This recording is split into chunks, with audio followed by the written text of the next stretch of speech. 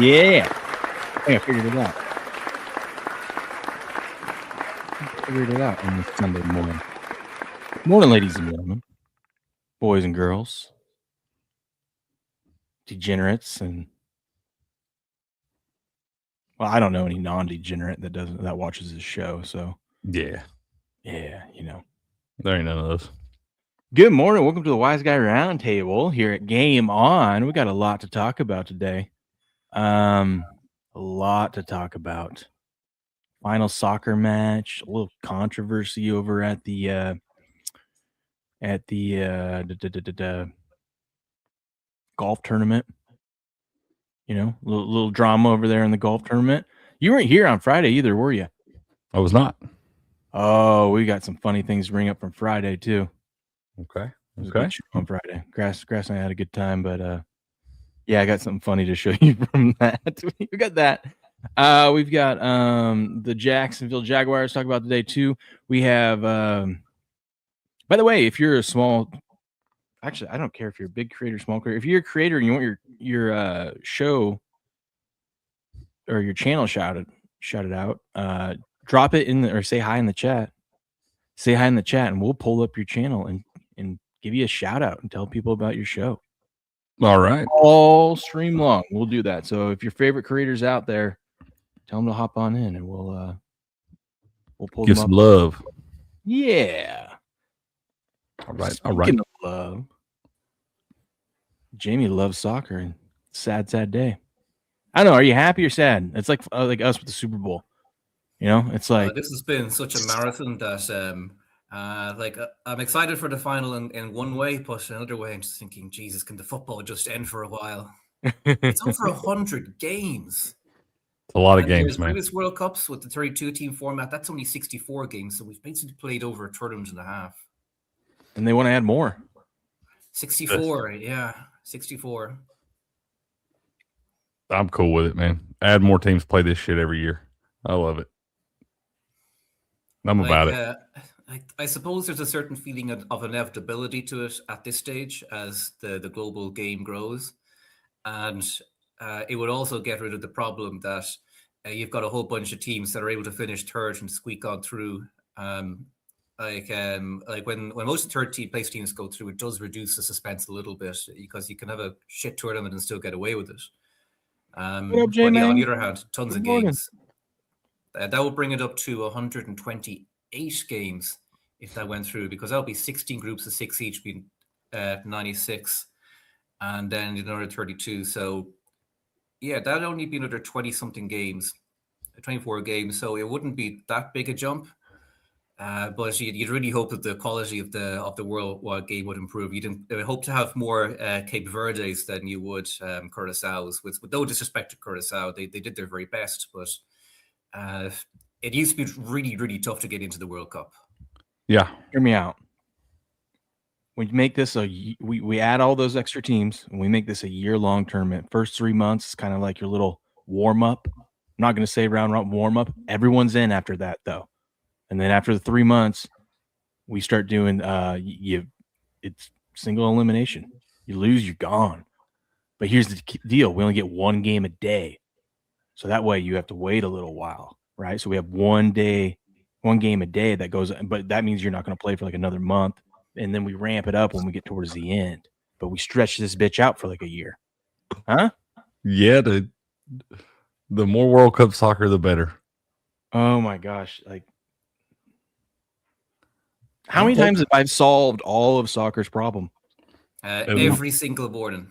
At least every single morning, man. Maybe twice a show sometimes. Just trying to make them money. Tell me that wouldn't make them more money. It'd be a long year. It'd be a grind, but I don't know. Man. Let's see. World Cup game a day. What does Ghost think? Ghost think that's a good idea? One soccer game a day for a year? I don't know. I just can't get I'm sorry. How about one WNBA game a day? I don't watch the WNBA. I just make money on it. There we go. Well, I was saying you can make money you'd be guaranteed to make money every day. Yeah. I confess that I have been watching a little bit of WNBA during the hours. Never say that on the internet again. Yeah, you can't say that in here. It's forever now. People know. Yeah, it's in the cloud now, Jamie. Jeez. I sometimes watch it just to remind myself of how worse things could be. I thought that was in other places. Yeah, it's just a terrible product, but you can make money on it. Yeah, it actually has been turning around a bit because it goes earlier on the season. We were getting absolutely crazy games where the total looked like it's going one way and then it just reverses the other. Yep. Lately. Yeah, 11-2 run. Long may it continue. 11-2, man. Y'all on fire, dude. On fire. Just seeing things a lot differently about the game. Hey, that's what it takes sometimes, man. But we're gonna hopefully carry that over to the actual NBA. We can make money on the NBA. One second, I said hi to Jay Main, but real quick, good morning. Grass, Ghost, No Skin, Jamie, Ms. Leslie, Rach, supporting. Good morning, everyone. Ghost, you're a Giants fan, aren't you? Yeah, I like the Giants. Yeah, got into them many years ago because my whole wife's side of the family, they're all from New York. What do you think of Cam Scatterboos? I like him. I like him a lot. He plays hard. I'm just hoping that the way he plays is not going to shorten his career because the guy is he's like a steamroller. What about what he does off the field? I didn't see this whole clip. Showing off his leg. Is that his leg that he busted up last year? At it. It's all healed up. Yeah. Yeah. Look at that. Oh, jeez. Oh, that's not a good idea to be doing that. What are we doing? What in the CTE? This guy's a psycho, dude. He's psycho, but that's a little immature. I wouldn't be doing that. I mean, I get what he's trying to do there, but no, we don't. He's trying to show us that leg and withstand the blow. He's got some Viking blood in him. Scatterbo is a Norse name. I think he might originally have ancestry from Norway. So yeah, he's definitely got a bit of that madness of the attitude. But madness is what you want on a Warriors field. That is an awesome name, by the way. Crunchy Biscuits 1. That is good morning. That is a good name. Good morning. Good morning. And only thing that matters is how hot the Red Sox are. I'm on cloud. Dude, the Red Sox are. What's up, K20? Or Keith? We'll just say Keith. Yeah, they are freaking on fire, dude. What are they? How many they won in a row now? They won quite a few in a row, ain't they? I think it's 13. In a row? Might be 14 last night. Yeah, something like that. It's right around there. Oh, yeah, they're above 500 now. Yeah, and you would have thought maybe the All-Star break would have slowed them down and made them stumble. Nope. And their longest losing streak this season was 10 games. Yeah. Or sorry, no, I might be misreading that. Yeah, I totally misread that. But what we do know is that they were absolutely dreadful for a while. They got rid of their coaching staff. And, they were terrible at the that beginning. worked. And Jamie, next time that happens, you just got to roll with it. You got to just act like that's fact, even if you know you got it wrong. You just keep rolling with it. You double down, actually. You double down. Mm-hmm. Bet all the money. Double right on down. The rules of the internet. Mm-hmm. All right. Yeah, dude. Listen, if you're a Scatterbo dynasty owner, just don't watch that video, okay? Just look away. What are we doing? I don't know. Oh, this was funny too. We're opening today up, kind of like a Friday. We're just kind of going to go all over the place. We're gonna get a little loosey goosey. Then we'll get into all the sports talk and whatnot. But how do you say his last name? Sudeikis. Okay, Jason here. Oh, Jason Sudeikis. Yeah.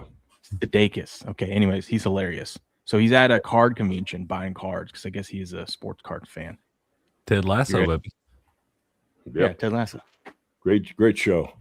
It is a Can great you give show. me a deal on this since I'm no longer in college? The Caitlin Clark page deckers? Yeah. This is an expired card. They're not in college anymore, so there should be a deal on it. Yeah, it's half off, right? Next time I try to buy a Mickey Mantle rookie, I'm going to tell the person it's an expired card. Exactly. Also, the want to pause it just in case they try to ding us on it. But this is expired. They're not in college anymore, right? I agree.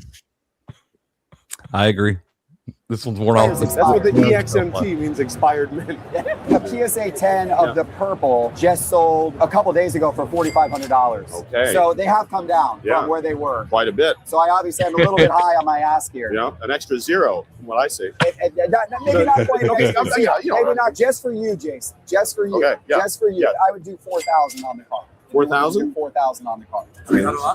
Yeah, 4,000? 4,000? 4,000? I've never met you, but 4,000? Deal? All right, there we go. Deal. Awesome. There you go. Deal. Man, Never met you, but 4,000. Does that sound good? that sounds good. Yeah. All right. For a Caitlin Clark card. And Paige Buchers. Okay. But still, I mean, those, and this is nothing to do with it being, lady basketball. It's just we know those cards don't hold value. They don't. They do not. They'll go down. Like if this would have been like a Cooper Flag, Dylan Harper card, you combo signature, that value over the year. What? I said that'd be a little different. Yeah. So they'll essentially be in some kid's bicycle spokes in no time. I wouldn't do that either. I hope some kid puts that card in their bicycle spokes. Rum. Mm-hmm. Down the street. Yes.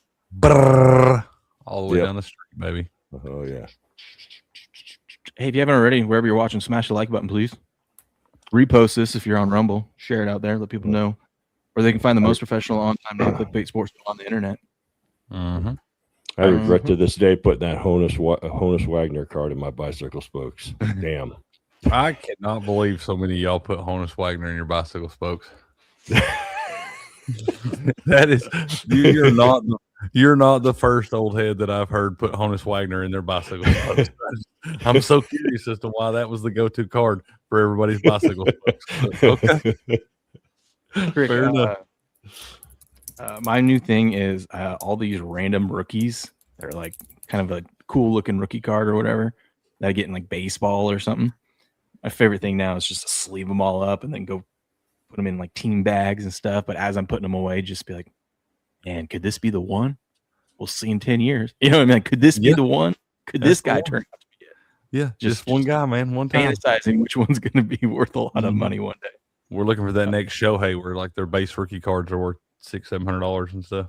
Yeah, Steps was making fun of me the other day because I was at Costco and I saw a Series 2 MLB, but it was those like fun box, whatever. You got a lot of cards. It comes with that big ass card, you know? Yeah. This thing. Yeah, dude. Who'd you get on that one? Who is that? Oh, that's Murakami. Yeah. That's a good one. That's what he said. That's a good one. Yeah, put that back. Don't go. I don't know what to put it in. Yeah, you ain't gonna find it. We still got BMAC. As soon as BMAC buys the spot, he gets his Pete Alonso coming his way, man. These damn things are huge, man. It's like a sheet of. Yeah, but that box though, you get a lot of cards in there, and it's only $40 at Costco. Steps was making fun of me. Says this box are trash. I'm like, I don't know, dude. I got a rookie. They're fun for the kids, dude. Colson Montgomery out of 75 on the purple. I mean, that's $20 right there. Kid's pretty decent too. Yeah, like here's my rookie card. Maybe he ends up being something one day. I don't know. Maybe. That Murakami on the big card, dude. Some people, there's a market for those big cards. Yeah, it's going. This one's going for $10-ish on average on eBay. Yeah, and I just don't know how I ship this thing out. That's like this one right here, dude. That's a $75 card right there. A little Matthew Schaefer on the big one because they got the big hockey ones and those blasters they did. But Matthew, yeah, Matthew's a stud, dude. We want all the Matthew Schaefer cards. Mm-hmm. But yeah, the big cards are just hard to ship to people and make sure they're safe and all that stuff. Now, Crick, we had a debate on Friday, and I want to know what you think. All right. People are telling me this is staged. I'm trying to tell everyone this is not staged. This is What happens when you step to the goat and you start lipping off? Do you see this? Mm-mm. So that's Logan Paul and Tom Brady at a Fanatics event.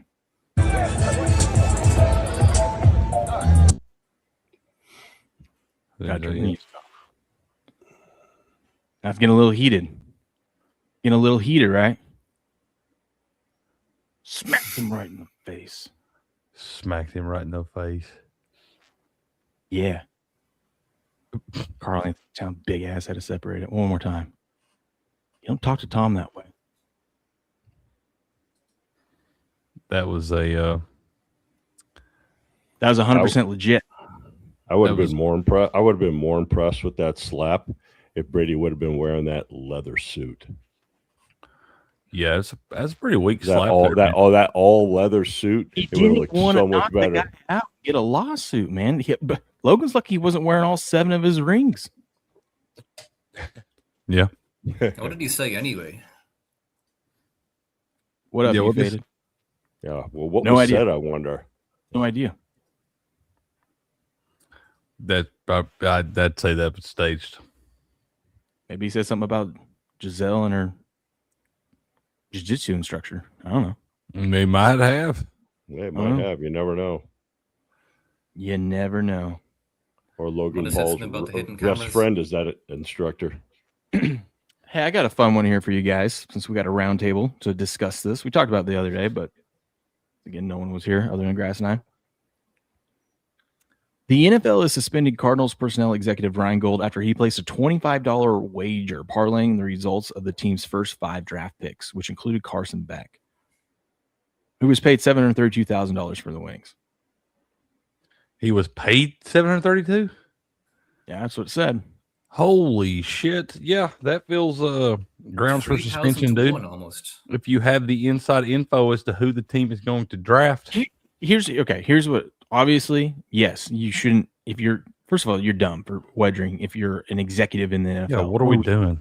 Why do you need a wager? You're making plenty of money. Also, you know you're going to get caught. Don't do it.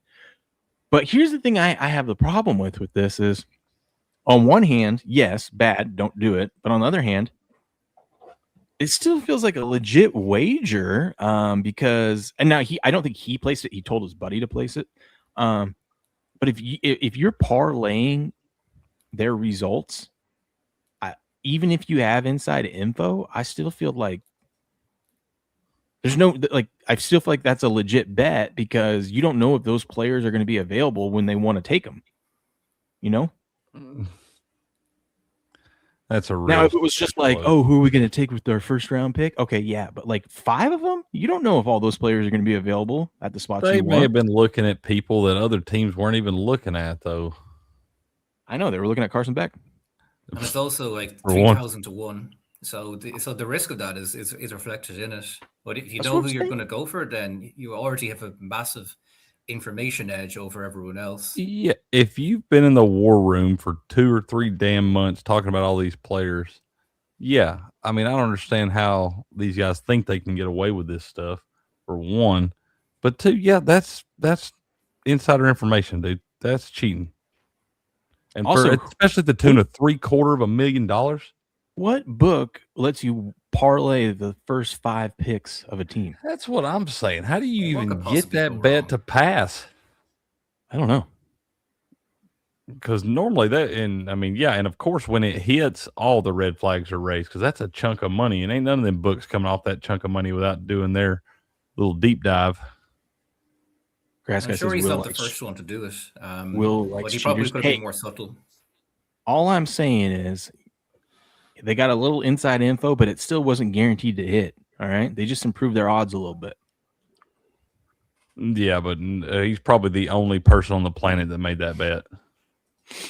I just don't understand a book that goes, yeah, we're good with this liability, 25 to win, Yeah. We're going to risk $732,000 to win $25. Well, you got to figure they do that every day, though. I know, but something like that. I guess maybe it wouldn't be a red flag because it was only a $25 bet. Like now, if someone came in and like put $1,000 on it, you got to win $7 million or some crazy. Someone knows something. You know, you could have got away with it if you just did them as singles and throw in some money on someone who they're just deliberately not going to pick, so it doesn't look totally bogus. That's what they should have done. They should have done like several different dummy ones, like with the Cardinals as well. Like, oh yeah, they're gonna take this guy. Like made some that weren't gonna hit, and then oh my god, I got lucky on one. That's all it takes. Yeah. For a lick like that, holy moly, donut shop, $732,000. Yeah, I mean, I kind of got a problem with that. I think that you got too much insider information on that sort of thing. Hell, most of us wouldn't even have any kind of idea how to look at that. 5 picks in 5. What? How many different rounds? I guess is it all 7 rounds? It wasn't like their first 5 picks or what? It was their first 5 draft picks. That's what I'm saying, dude. I don't know. You know exactly who they're looking at and all that stuff. He may have put multiples in. We don't even know that. Like they may have put like 4 or 5 different ones. No, I don't think he did. So they did the parlay and then they did those singles, like who are they going to take in the second round? Who are they going to take in the third? Yeah. I mean, for one, you're an idiot for being an NFL executive and placing a bet. That's what I'm saying. Like, what are we doing? Yeah, like is 4 mansions not enough? No. That's about as ignorant as Cam Scatabo doing his backflip. You should have just did it on the predictive market. Would have been safer than walking into a sports book and doing it. Although those predictive markets are getting pretty good at finding out who is like an NFL exec, I don't think could get an account on a predictive market. Well, that's good. They're finally figuring that out. No, you just do like a politician. You just have your wife do it. Your grandkids and shit. Yeah. Well, the thing is, like, Potty Market doesn't have know your customer, so like you have a lot of American people who just don't bother with the rules and they use it anyway. So you could have done it that way either. No, over here in America, we are all about the rules. We would never bend them in our favor. Never, not no, once. No, never. Nope, never. All down to the letter. Fowler and Balogun. By the way, so have you heard about the controversy with Bryson DeChambeau at the Open this week in Crick? I have not.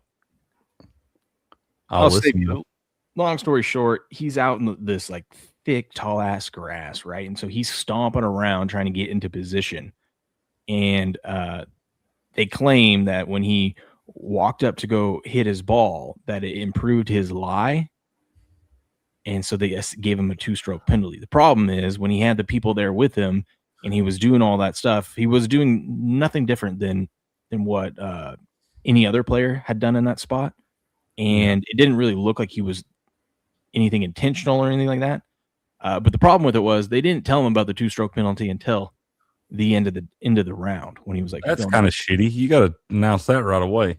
And it took him from like he would have been tied in first place to 2 strokes behind that, and so it was a huge deal. And then he made it a big deal because he told the guy, he goes, well, you know what? Maybe I won't show up tomorrow. Then screw you guys, like for the third round. And so no, he did.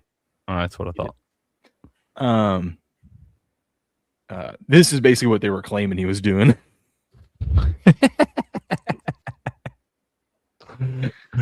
Hell, you need a real good weed whacker over there too, man. That's like wheat fields. Yeah, this is him right here arguing with him. He's like, maybe I just won't play tomorrow then. But this didn't happen. But I thought this was hilarious. You know how Trump stepped in with FIFA? He's got him next to him, hanging out over there. Yeah, they're like, Trump's gonna call and tell you fucking RNA that they're dumb and they need to rescind the 2-stroke penalty. And I'm like, I'm all for this. The president getting involved when there's stupid sports calls and using his influence to change it to make it the right thing. Be funny. Trump or anyone else, just like, because as a fan, how many times have we seen like a stupid call? They go, we can't review it. We can't do anything, even though it's clear as day. This is wrong. Oh, that'd be hilarious every time there was a big sporting event and the president's just like, you're going to fix that. Okay. Just up there. We all know what should be right. Just ripping a red card in half every time. Yeah. He goes, no. Okay. No, that's not what I talk about. Oh, well. Bryson wasn't never going to win this fucking thing anyway. He's been playing pretty decent, actually. Yeah, that's fair. Just wait till Sunday. That's today, and they're playing right now. Just wait till today. Where's he at right now?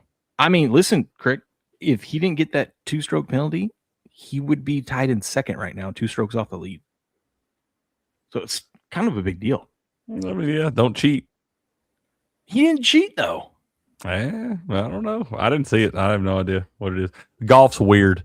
Golf's got a bunch of weird ass rules and stuff like that. They've had those rules for 150 damn years now. Read a book. Well, my question is, why is there even a circumstance where the president wants to get involved in the first place? Like, are there not channels for review in golf? No. They made their decision. If I was them, I'd tell them kiss my ass. Trump did. The Balogun suspension out, though. Or the thing where Balogun had his suspension suspended, it wasn't totally out of left field because FIFA did have a pre-existing mechanism for it. So I'm just curious, was there no similar mechanism for golf? No, they made their decision. Trump did tweet out about it, which was hilarious. Let's see. What exactly did he do, Buku?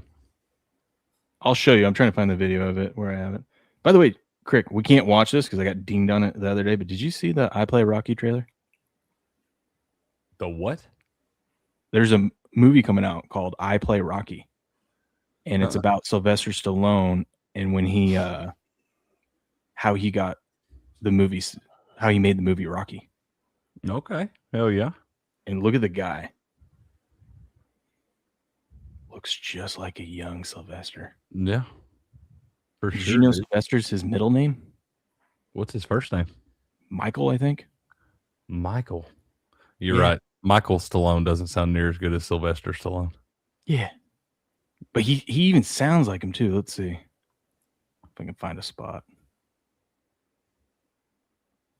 Let's see. Sylvester? That's right, his real name.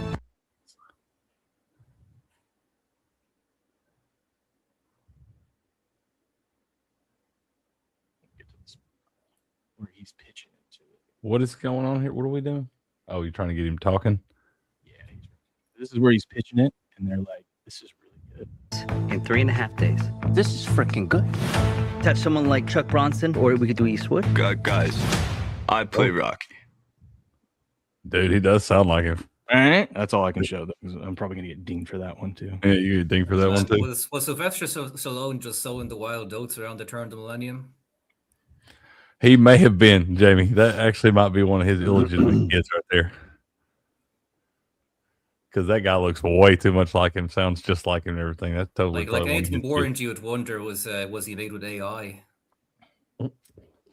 Hey, you never know with the AI these days, man. Yeah, it's crazy. Let's see if I can find that Bryson. Yeah, see, I'm kind of with Buku. I do think that's kind of cheating. What, you can't take a weed whacker out there? No, you can't stomp the grass down behind the ball to give you like more of a swing zone to come through. That's part of the problem. That makes that stuff so tough. Okay. Well, I don't know if you guys remember this. This is going back a long way in the NFL. When Ron Meyer used to be coach of the New England Patriots, and they were going to kick a game-winning field goal. He brought out a snow plow on the field to move the snow. Yeah, it was just there was snow all over the field during game time. So right before they kick a field goal, he brings out a snow plow, clean up the grass in that area so his kicker could kick a field goal, and it was legal. Yeah. Jeez. Okay, so here's what I mean. Look where he's at, right? In the thick of it. Look at the angle of that grass right now. So, and that will be part of his. You can see just touched it, and he goes. The same because he stepped right there. Well, I mean that is directly in his swing path. But he's also trying to get in position like every other golfer just to get back there. And I mean, how are you supposed to walk around in that? You know, what you could have done is hit the motherfucker in the fairway. Well, he didn't. So here we are. That's what I'm saying. That is kind of against the rules. Watch his left foot when he steps back in to dress. Like, I mean, yeah, I get it. Know the rules. You can't be stomping down all that big high shit behind you like that, so your swing can come through clean. You can't do that. Yeah, well, the golf course, maybe clean up clean up the grass. You know, that's not the way you do that. That's links golf, man. That's the way all that shit works over all there. that money, you can't mow the lawn every now and then. That's the way that shit works over there. That's part of what makes it so tough. I think it's bullshit. Well, 2 strokes. Those people don't give a shit because they've been playing golf over there for 200 damn years, and they don't care. Change it. You cheated. Change it. You cheated. I'm fine with it. You didn't cheat. Know the There's rules. a certain inevitability that when you're walking through the long grass, some of it is going to be displaced by the mere fact that you're walking. So I wonder, why is it so important that you're not able to put your foot down on the grass while not actually impacting the ball directly? You could have done that. You just can't do it directly behind the ball. Because you're saying it affects your swing. It does. 100%. It allows you to get more momentum. You can hit the ball farther and all that stuff. You got all those trees standing behind you right there. You're not going to be able to get as much of a swing down through that ball and get as far out through there. But the ball hasn't moved, right? What's that? No, the ball didn't hasn't move, moved, right? but you potentially improved your ability to get a full backswing. You improved your lie. It'd be like if there was a tree right behind him and he just cut the tree down real quick so he can get a full backswing. It's pretty much the same thing. That's what they said. I don't think it was that big of a deal. That's pretty much the same thing. I don't think it was that big of a deal, though. I don't think it improved his lie at all. If he don't stomp that grass down behind, he don't hit that motherfucker out of that grass on the first shot. It probably takes him 2 strokes to get out of there. No, it doesn't. He's a specimen. Like, I understand that it was it would bring the game into disrepute a little bit if people are coming in with chainsaws and cutting down trees. But surely anyone would be able to just stomp down the long grass a bit. No, nobody is allowed to because that's against the rules. But it could be if it weren't the rule. Yeah, I mean that's the thing. It seems like one of those things. I don't understand the ethos of the rules. I don't really follow golf, but it just strikes me with one of those things where it doesn't sound like it would be a big deal to me if players could just have the leeway to do that. Here's the thing. The problem I have with it is it seems so subjective because the internet does what the internet does and went and found 5 other guys throughout the day that did very similar things to that, and they didn't get penalties. It felt like he got penalized because he's a live golfer. Like it could be easier if you just give players a little bit of leeway to do that, and you don't even have that whole situation of he had the rule enforced against him and he didn't. Yeah, that's where I have a problem with it. It just feels like that he was being singled out, and then they just ignore all the other stuff. Well, don't be a money hungry prick then. Oh, cricket coming with the hot takes.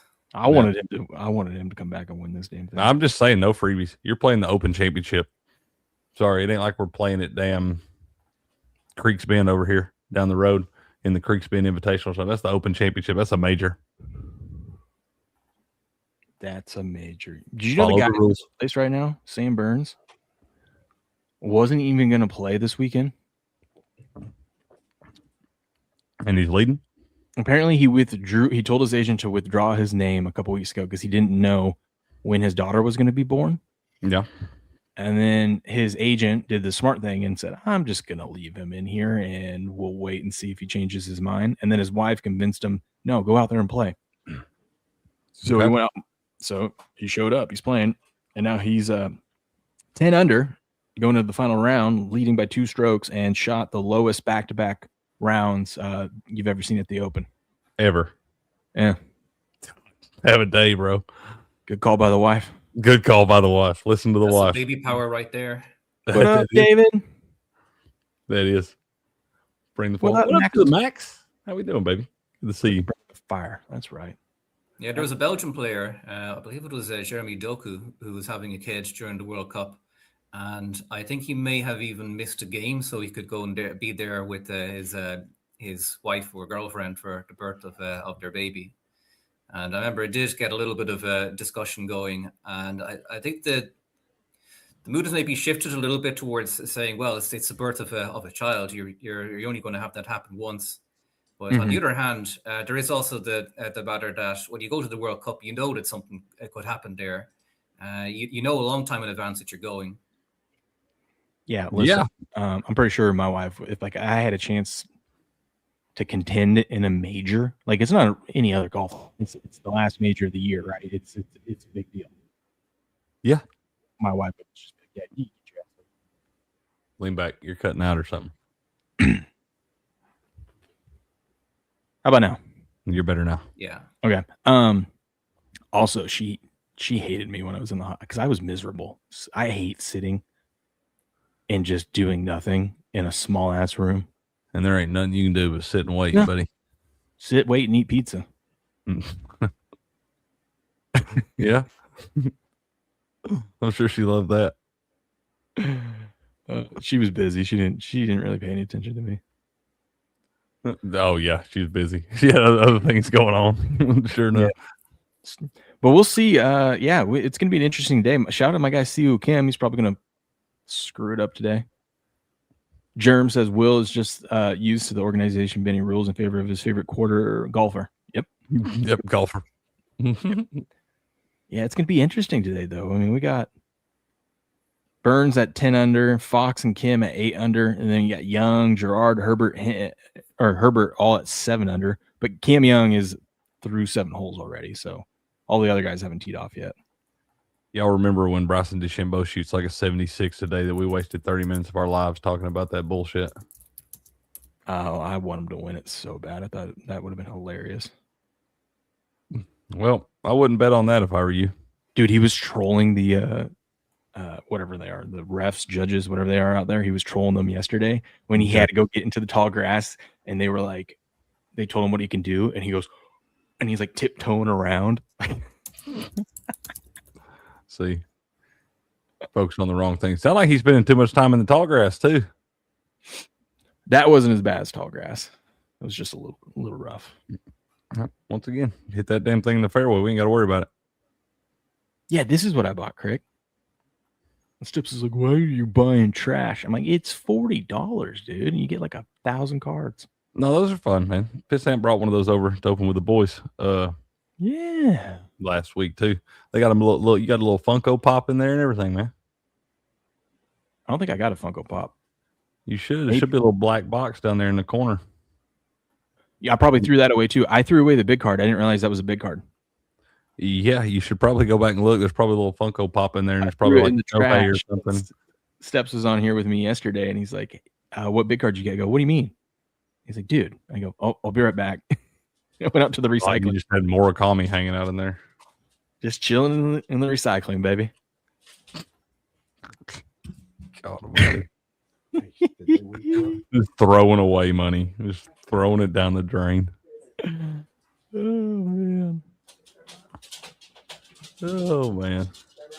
Anyways, well, should we talk about soccer? Sounds good. Yeah, dude. Should we get into some World Cup action? Love that. Play Rory's response. No, Crick's over it. He doesn't want to hear about these two guys bitching at each other. Oh, they have them little kerfluffle. Rory was being a little. He doesn't like Bryson, and he made it known. Yeah, well, it's okay. To each their own.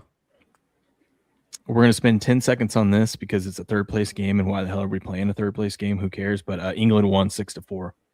Was insane. England went up 4-0 first half. France came roaring back, made it 3-4. A little sweat, and then England just put it away.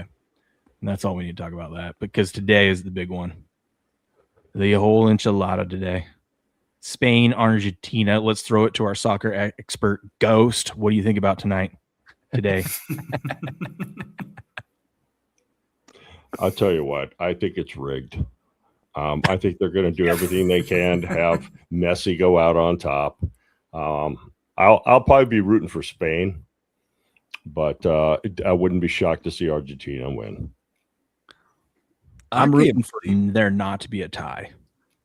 I can't believe everybody's so convinced this is Messi's last World Cup. I know they're saying it and everything, but that guy's playing at the top of his game. You're not playing for a tie? I could see this game tied at the 90th minute. I know. It's probably going to be. That's why I'm rooting against it. I just want this thing to be done and over with. Listen, if you're these players, you should be very concerned today. You see where this is being played at? MetLife. Oh, geez. I wonder if they're, because they've been having because I know the Yankees and Dodgers game was postponed yesterday. I think it was because of the weather issues with the smoke coming out of Canada.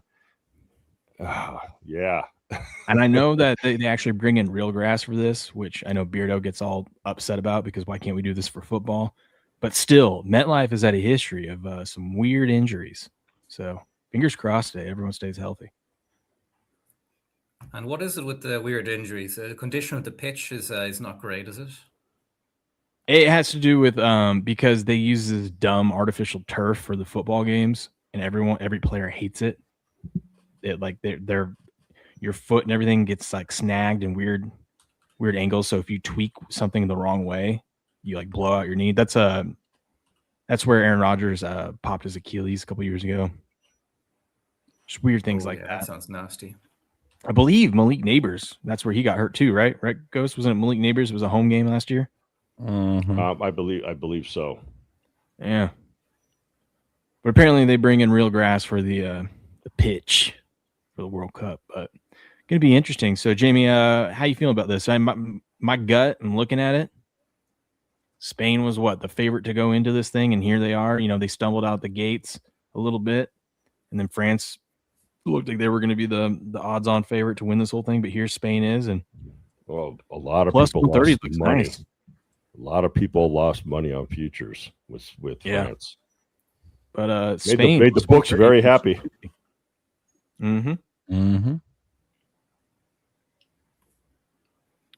So yeah, Spain. Like their start was a little bit slow, but one thing in their defense was that they had players coming back from injury. But Nico Williams and Yamin Lamal, both of them were struggling for fitness going into the tournament. Both of them played against Cape Verde in the opening game, but they weren't able to get the goals. But you look at the underlying numbers, even for that first game, Spain were still creating a lot of chances. From an XG point of view, they generated about 2 XG more than Cape Verde did. So even though it was 0-0, they were still creating chances. They got going in the next game, beating Saudi Arabia 4-0 before getting a 1-0 win to do the business against Uruguay. That got them into the knockout stages. But what's been consistent with the tournament is they have been elite at chance prevention. When they defend, they don't just have 4 men at the back who are just responsible for defending. The entire team defends. Their defense effectively starts up high up the pitch at the opponent's defense with the high press. When their opponent tries to get the ball moving, they try to smother them in midfield. By the time the opponent gets the ball all the way through to their back line, that's normally where you have the entire team coordinated in their pressing to prevent a chance from coming about. So this entire tournament, from a chance creation point of view, Portugal created the highest XG against Spain with 0.88. So every game, opponents have been under 1. So that's quietly been what's helping France or Spain tick along as Yamal and Nico Williams have been getting up to fitness. It's even when they're not always scoring, they're still keeping things out the other end. Argentina's path, on the other hand, has been a little bit funny because they dominated their group. And then in knockout stages, they never did anything the easy way. Every single game was messy for them. No pun intended. First knockout game against Cape Verde, that one went to extra time. And that was one in which they kind of scored a little bit against the run of play. And after they went ahead, they slowed the pace of the game down. They played very passively, and that allowed Cape Verde back into it. And it was only in extra time they got the breakthrough against them. Next game was the 3-2 against Egypt. And that one, Argentina, they really could have been dead and buried. Egypt had 2 breakaway goals, and one of them was disallowed. But what was critical about that game is that Argentina went in a late onslaught. Egypt lost control of the game.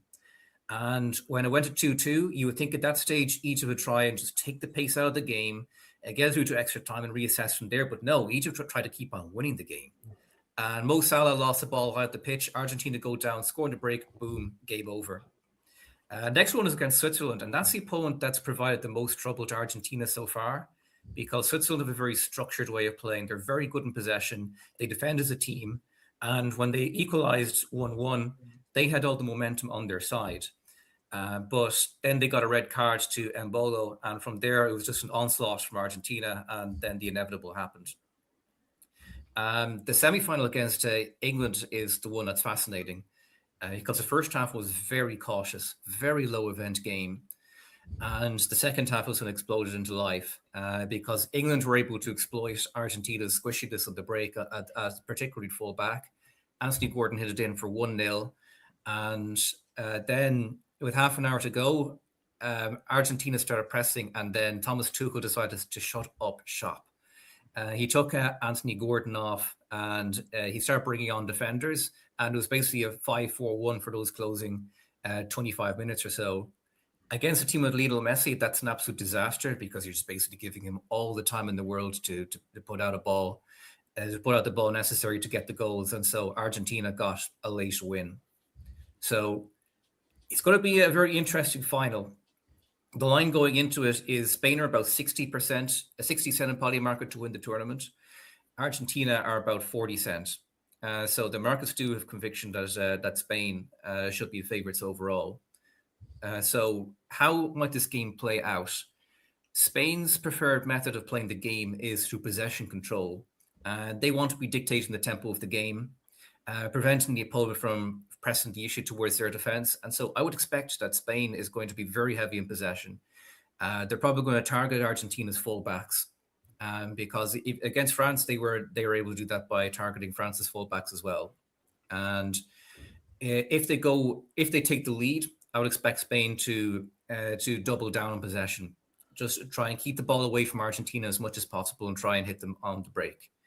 If Argentina go 1-0 up, it'll be interesting to see how they respond because Argentina have been great at coming back, but they have not been good at defending leads in the knockout stages. So that's where I would see concern for them. Because once again, fantastic on the comeback because Argentina are strongest where they're able to raise the volatility of the game to a point where the opponent is uncomfortable with it. But they're against a team that's probably the best in the world when it comes to tempering down the volatility of the game. And I would say Switzerland have been the most similar opponent to Spain that Argentina faced so far. And that's the game where Argentina had the most trouble. So that's why currently I'm looking at Spain money line. Okay. I agree. Listen, I'm just going to do what I've been doing for these last few games. I'm just going to wait for someone to score and then wait till halftime. And if we're tied at half, I'm just going to wait for whoever scores first and bet the other side for the comeback. Will, there's a way that you can get exposure to that pre-game. If you take both teams to score, because in effect you're betting that one team is going to take the lead and that the other team is either going to equalize or get a consolation goal. Right now, both teams to score is 54 cents at market, 53 in the limit order. So that's a little something there. Okay. That's not a bad move either. I like it. And Crick, if what are you like thinking? the comeback, if you like one team to come back and win it, a way you can get exposure to that pre-game is taking over 2.5 goals. 2-1 makes that hit automatically. And right now, the over 2.5 is actually priced all the way down at 41 cents. Ooh, interesting. I'm gonna bet the tie. I'm gonna bet the tie. I'm probably gonna bet both of them to win in PKs too. Ooh. What's that trading at the moment? That if I go to penalties, is trading at 21 cent at market. You can get filled at 20 cents. So yeah, there's definitely a case for that. I'm not going to bet that personally because I already have some futures on penalties. So if it goes to penalties, then I'll get a little bit of a payout there. Hey, how you doing on that? Did you get your over that you needed? No, actually not. For my extra time over, I need this to go to extra time. And if this goes to penalties, then I'll have a partial cover of my over on penalties futures position. It's been a little bit of an anomalous World Cup in that there's been about 6 games that have had injury time winners, including one that had a last minute equalizer ruled out by Snickometer. So it's kind of been some bad beats in that respect. You could potentially hedge by betting both these teams to win in regulation at plus money, right? I could. I also have a ticket on a South American team to win. So at this stage, I'm kind of just playing around with risk profiles, really.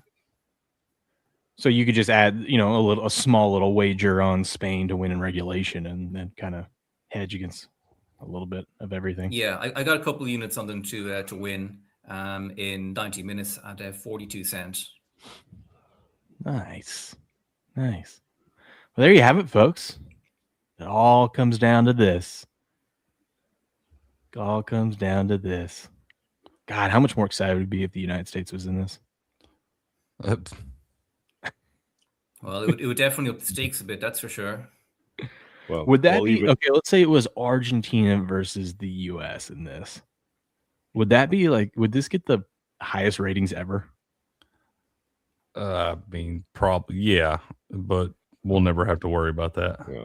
Actually, I think the highest ratings ever, especially out here where I live, would have been the United States against Mexico. Man. Oh yeah, that would probably been the with highest the rest. ratings I don't think the rest of the world would. States. I think in the United States that would have been high, or North America, but I don't think the rest of the world would have tuned in for that. It don't matter. Ain't none of them teams from North America, even Mexico, ain't going to the World Cup final. Yeah, they're outclassed so bad. Yeah, I think it's funny that they lost. Both Mexico and the United States lost in back-to-back nights. Which is about right. It was about the time that we expected that to happen. Because, like I said, ain't none of those teams. There's a reason all of those teams, guys, like our guys, there's a reason they all play professional soccer in the MLS, and all those other guys are playing professional soccer in the Champions League. Germ says I'd rather be watching. Interestingly, Argentina has a few MLS players, Messi and DePaul. Yeah, well, Messi doesn't count as an MLS player, Jamie. He's on the back end of his career, and I know he plays for Inter Miami or whatever, but we're fully aware that Messi's entire career was spent with Barcelona, and I never heard of Messi until he joined the MLS. You're so full of shit. Big deal. I think it was a big deal. You're so full of shit. There is a point to be made about the MLS, though. Messi hasn't really been a big player in the Champions League since, well, maybe even since the 2010s. He did play for Paris Saint-Germain for a few years, and he did get some good goals, but they generally were still in a phase where they're struggling a bit. They were in the final, I think, the year before he joined or something like that. But from what I can tell, Messi and DePaul have been using Inter Miami as being a means to develop a week in, week out working relationship. And all that time, because the pace in the MLS is so much slower, it's much less wear and tear on the body. So if you're a player at your physical peak, you don't really want to be playing at MLS because you're not really going to be operating at peak physical capacity. But if you're an old player like Messi, whose game relies much more on reading the game, playing the right ball at the right time, I would say it's actually helped to extend his career. It's pretty critical for us because were he still playing in the Champions League, I don't think he would have been able to play as well as he did playing at this World Cup. Yeah, Will you tell my wonderful co-host Cricket here that Messi's done and for World Cups after this? All right. I wouldn't be surprised if this isn't even Ronaldo's last World Cup. Oh, it better be Ronaldo's last World Cup. But the next one is going to be co-hosted by Spain, Morocco, and Portugal. So, I wouldn't be surprised if Portugal's next manager ends up being strong-armed into playing him. Yeah, I mean they might be, and they'll do the same thing they did this year. They'll bow out early. If they do. It's time to move on from that. But Messi's up there. He could arguably. Mbappe is probably going to. Hey, let me ask you about this. Should we count goals in the third place game toward the Golden Boot? Yeah, it's still a competitive game. It might be sure, but it's still there. Was it though? I feel like that you look because you're going to see a game today where you got Messi in there, and it's probably going to be a lot more of a log jam. Okay, it's going to be these teams actually have something to play for. These guys yesterday just run them down the field, firing shots. Mbappe got 2 more goals there, but is there anybody that's saying Messi couldn't get a hat trick in that third place game if they're playing the same style of play in that? May well have done, but even as far as third place playoffs go, that was a pretty freakish one. Normally, it tends to go over in the goals, but not by a radical amount. Like 10 goals, and even if you want to try and adjust it for the sheer freakishness of it, from an XG perspective, there were over 6 expected goals generated. And you can say, okay, the teams there have a lot of talent that's particularly good at finishing. So, yeah, it was just one of those bizarre games where the goals were just absolutely flowing. Well, normally third place playoff, you tend to get scores like 3-2, 3-0, that kind of thing. Yeah. Yeah, I was just wondering about that because I was like, it feels like a little easier path when you get the third place game there. Even 4 years ago, the third place playoff was Croatia 2, Morocco 1. Okay. By the way, I put a link in the chat to a post of how a penalty will go if Argentina get one. Oh, look, Will's gone. Imagine that. He said sliding out. We'll get him to play that thing when he gets back. And hey, good morning, AB. How you doing, man? Good to see you, man. All right. Blue, we are talking picks, man. We're talking soccer picks, man. What do you give me an exact score today, Jamie? That I can put a little sprinkle on. 2-1. Which way? España.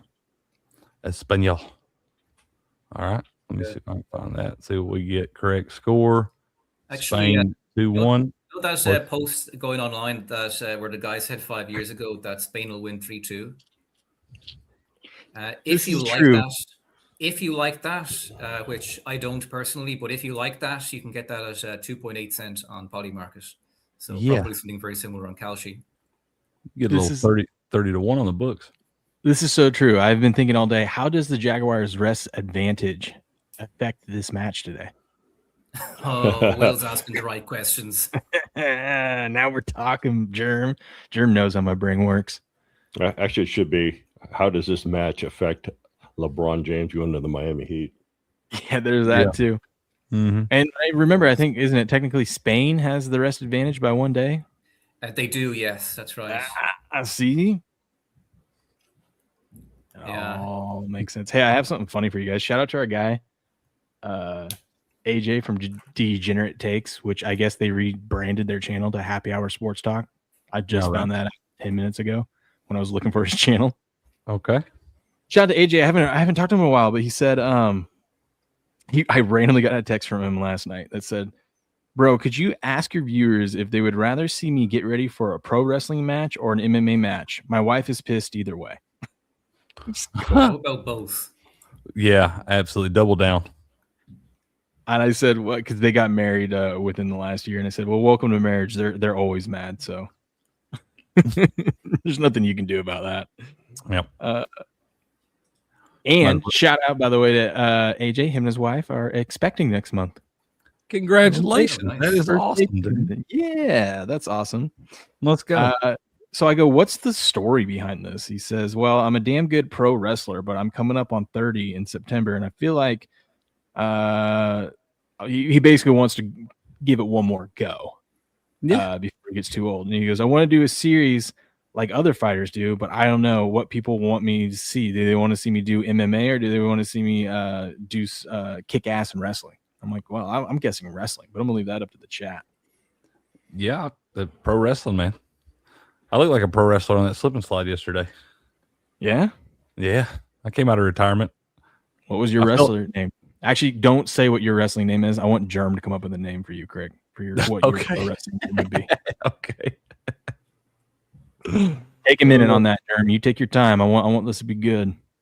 That's fair. That is fair, dude. While we're waiting for that, Will, while you're away, I was saying I put a link in the chat to a video of if Argentina get a penalty. Okay.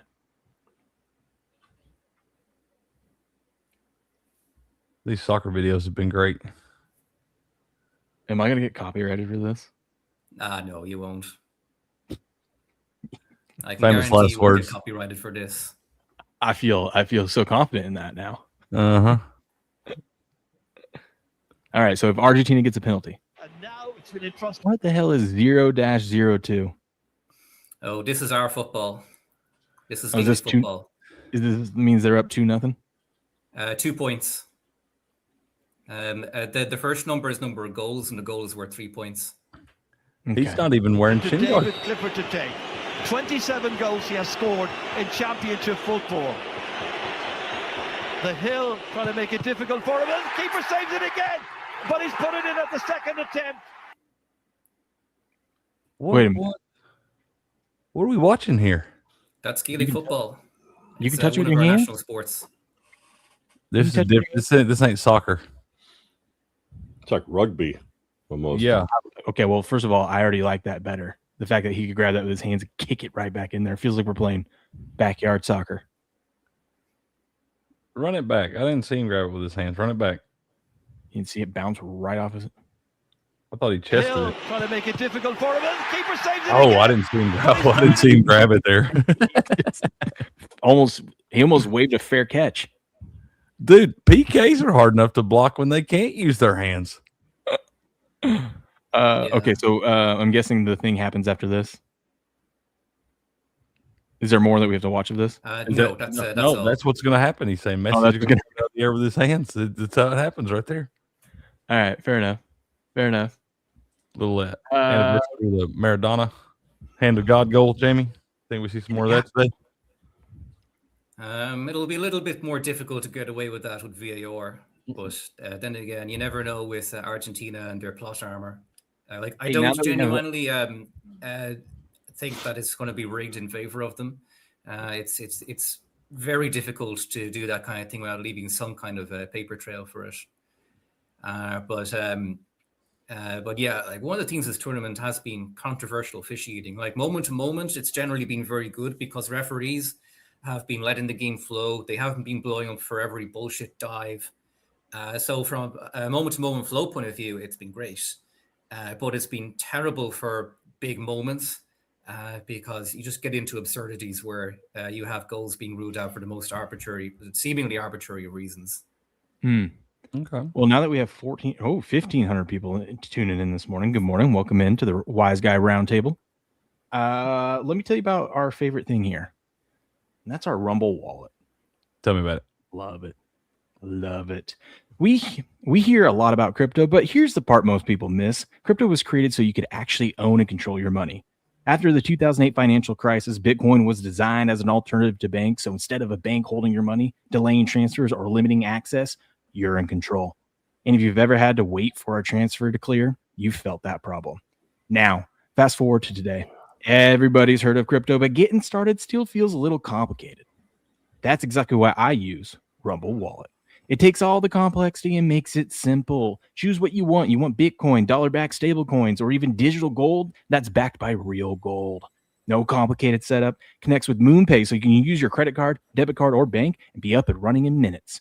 Once you're set up, you can even support your favorite Rumble creators like us here at Game On directly. I love when people drop a tip, just the tip, in my Rumble wallet. Yeah. So do this now. Scan the QR code or click the link in the description and download Rumble Wallet. From there, you can accept your wallet, tap buy, and you're in the game. In just a few minutes, you can go from hearing about crypto to actually owning some. Go download your Rumble Wallet today. Booyah. There you go. Booyah. Morning 360. Who's ready for the false flag today? Oh, we're ready. We're ready. What the hell does that mean? I don't know. Okay. Messi's going to do something today, something crazy. Okay. Messi's going to do the little act like he's hurt, limping, and then go into a full sprint. Yeah. So he's gonna pull the old Dwayne Wade and Paul Pierce. Get in a wheelchair, then all of a sudden you run back out. Yes. Well, you guys want to talk a little football? Like real football? I could talk for a minute. Knew that was coming. I could talk for a minute, and then I might have to bow out, get ready to rip cards this morning. Rip cards? You got like an hour and 20 minutes? Well, buddy, I got to go to the store, and I got to make breakfast for we got 5, not 4 kids here this morning because we had a little sleepover last night after the birthday party. So, yeah, it's a whole ass festival in the mornings here. So you're making pancakes and eggs and bacon, getting all that, getting all that together, Cricket. It feels like a cinnamon rolls top morning. This morning goes. Where you're not making homemade cinnamon rolls. You're just gonna no. Pillsbury Yeah, I'm probably gonna go with the Doughboy this morning, but it's just the fact that I have to go pick them up and all that stuff. I'll tell you, that Doughboy's got them cinnamon rolls figured out. And make sure you lather those things full of butter before you put that frosting on there. Okay. Little tidbits from Ghost. All right. Yeah, there you go. Nothing wrong with some butter. No, absolutely. Butter makes everything better. Oh, heck yeah. It's got to be that Irish butter. That Irish butter, that's the organic Irish butter. Nothing like it, man. Okay. Better than the local Piggly Wiggly or whatever store you got in your area. Yeah. Butter. Fair enough. The food cities and stuff of the world. Yeah. Okay. Yeah. You've got access to the Irish stuff, Ghost. Yeah, we do. Oh, that's all my wife buys is that organic Irish butter, man. That just makes everything taste better. Yeah, the quality of food over here is pretty good. All right. What's going on, MHS? How you doing this morning? Oh, Germ's got some names over here. Let's see. Slam Crickolo. I could go with that, Germ. I kind of like Cricket the Buccaneer beefcake too, man. I could support that one. Yeah, see, Grass Guy agrees. That Irish butter is the best. All right. Beefcake? Is that what I heard? Cricket the Buccaneer beefcake, baby. Some good ones. Cricket the Dragon Yoga Goat. Yeah. I like it, Germ. God, Germ. I knew you were the right guy for this. I knew he was the guy for the job, 100%. Oh, dude, look what Steph sent me, man. What? He brought it up yesterday. We've got the official 1-of-1 first ever stand for the show. He autographed it on the back. Made a little 1-of-1. Nice. That's the first one we ever ordered for the channel, man. I know. He sent me that and said, I'm sending this to Crick because you're never going to do a break. And I go, well, I'm waiting for my stand. Clearly, I can't do it if I don't have everything. Of course. It's the stand's fault, of course. Yeah. Shout out to Buku. He did a singles break last night. All right. Threw a little support his way. We love that. Everybody can eat around here. Yeah. All right. Let's do this. All right. Today we're covering the Jacksonville Jaguars. We're going team by team every day over the summer here, getting prepared for the upcoming season. We're using Warren Sharp's book. If you haven't already got this book, you should go check it out. If you're a football fan, especially if you're betting on sport or going to bet on the NFL this season, you need this encyclopedia of knowledge. But we're going to be going over each team. Today's the Jacksonville Jaguars. It's kind of crazy. We have done this will be our third straight AFC South team. Just how it lines up, man. Just how it lines up. But coach, it's year 2 with coach Liam Cohen and his crew. Jacksonville overperforming last year, finishing 13-4, and that was with their number 2 overall pick sitting out like the last third of the season. Hunter. Yep.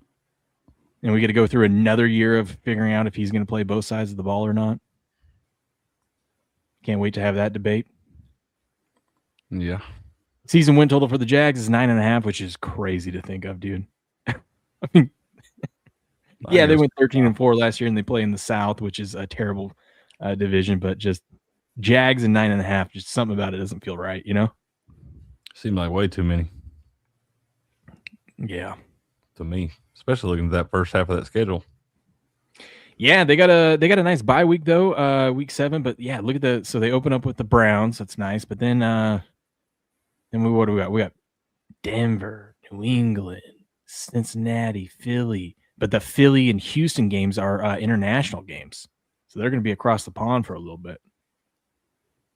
2 in a row. So wait, they're playing Houston in an international game, so they're going to be. I thought they tried to schedule these international games with not a team in your own conference. Apparently, they changed the rules this year, so it burns 2 technically home games for them, which at this point for Jacksonville it should be considered a home game because they go over there and play 2 games every year. So I'm not too mad at that. But yeah, that's a tough stretch though. Before you go on the road across the pond, you have to go to Cincy and play Joe Burrow and his Bengals. Then you have to go across the pond and you get to take on the Eagles and the Texans. Those are going to be some physical games. Yeah. I think there's a lot of question marks with the Eagles this year. Obviously, can the Jacksonville Jaguars repeat the way they played last year? That's another question mark because Trevor Lawrence played MVP caliber quarterback last season. Mm-hmm. But can he duplicate that? I mean, we know what he did at Clemson, but can he duplicate that again in the NFL? I mean, that's a question mark. Yeah. And here's the other thing. So we like to look at, as you know, on the show, rest advantage and disadvantage. After their bye, obviously they have a rest advantage here against the Colts, but then they got to play a Thursday night game against Baltimore at Baltimore. That's not going to be easy. Even though another question mark team, but it's Baltimore. Yeah, another question mark team, but still, you would assume based off what we've seen, it's going to be a tough game in Baltimore. Primetime game.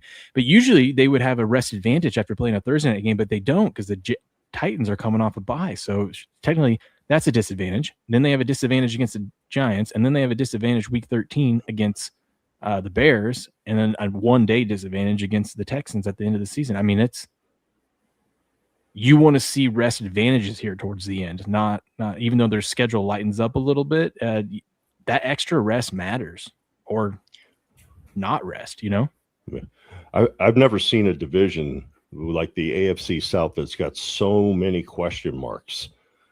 Just because how's Daniel Jones going to be this year? Can he duplicate the way he played last year before he got hurt? How's Ward going to be with the Tennessee Titans?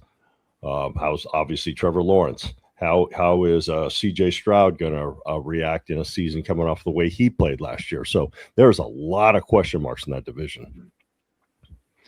Yeah.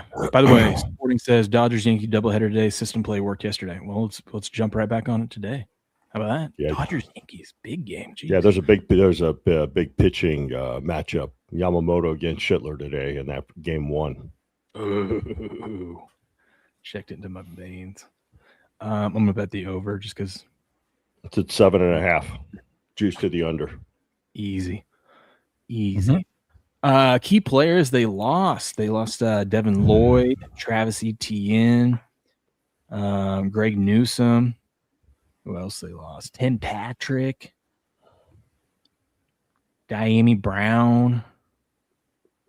I lost a few guys here and there, and they didn't really have much. They didn't have much cap space to do anything in free agency. I mean, they signed one guy, Chris Rodriguez, and then they traded for Rook. Rodriguez running back, ain't he? Yeah, that's that one from with the Commanders last year, wasn't he? Yeah, he went to Kentucky in college.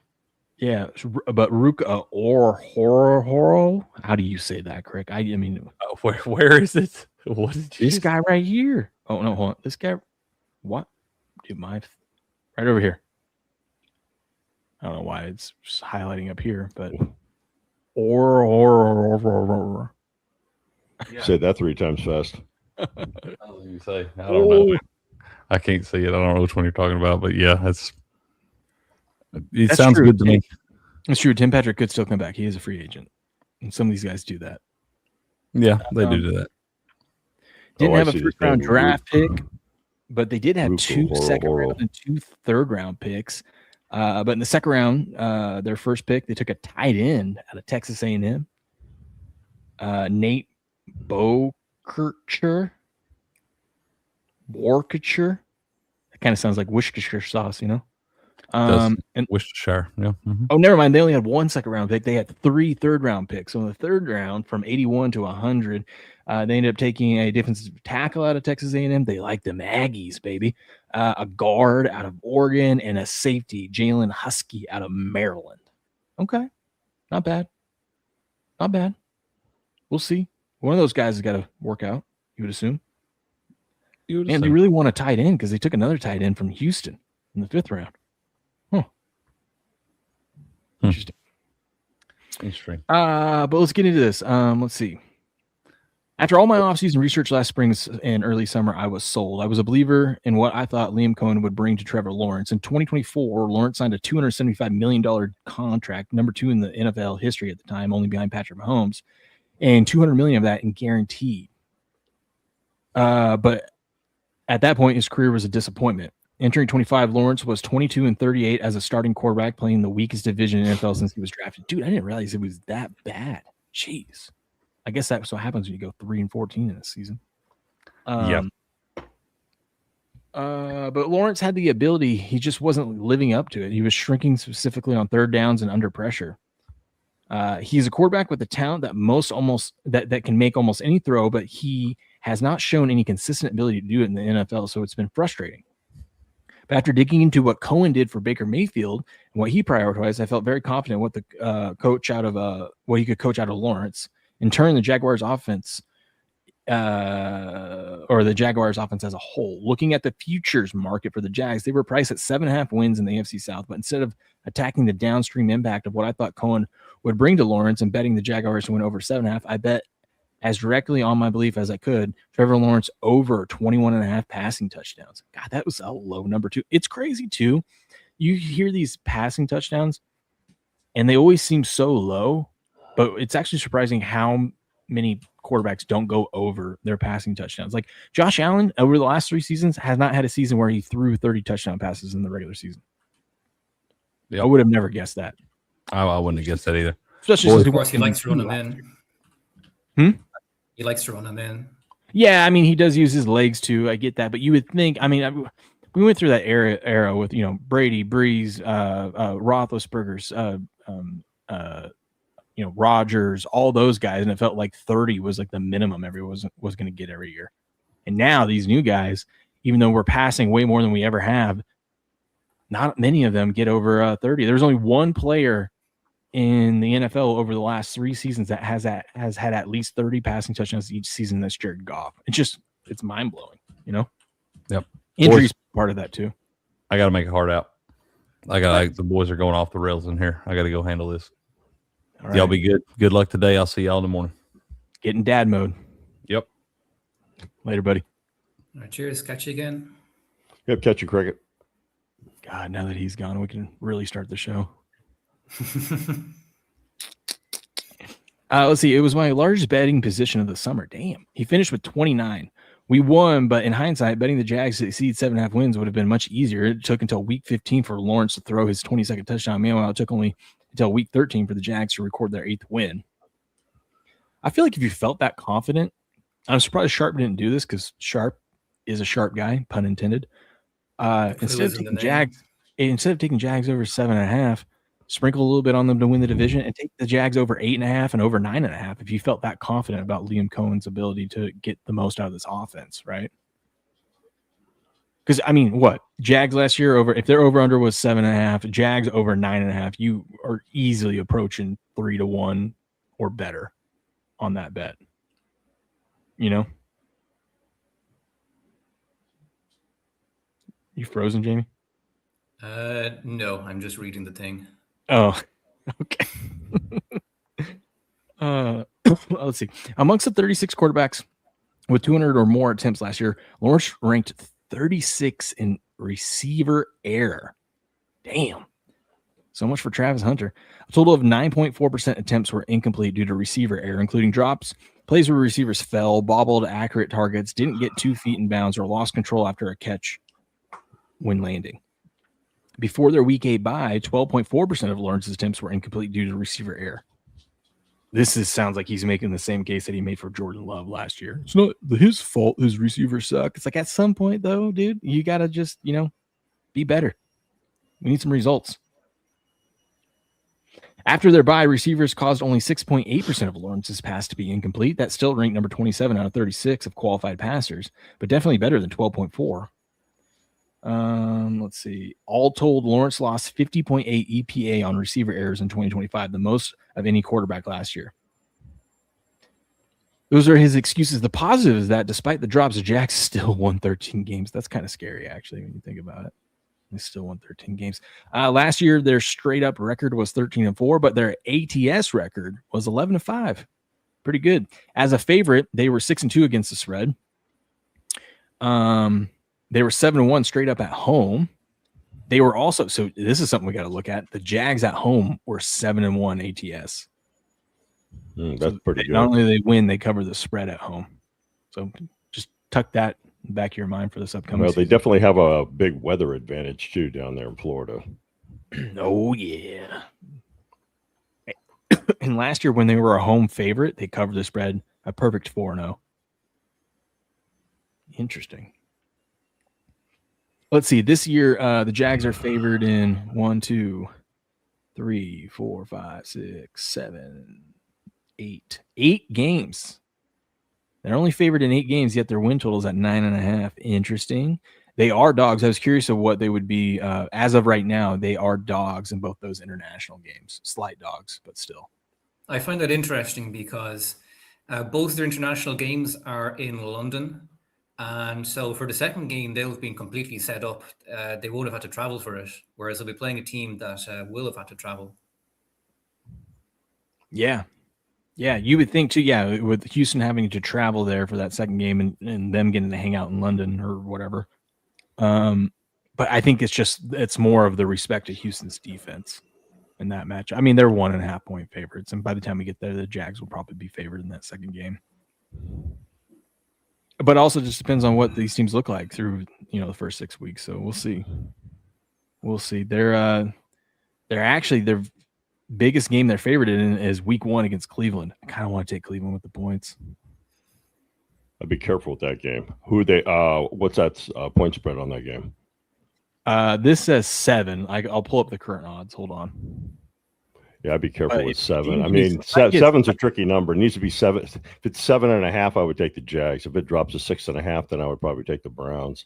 And right now we don't know who's going to be taking the snaps for the Browns right now. Is it going to be Deshaun Watson? Is it going to be Joe? Isn't Joe Flacco still on the team? Or is he with the Bengals now? He's with the Bengals now.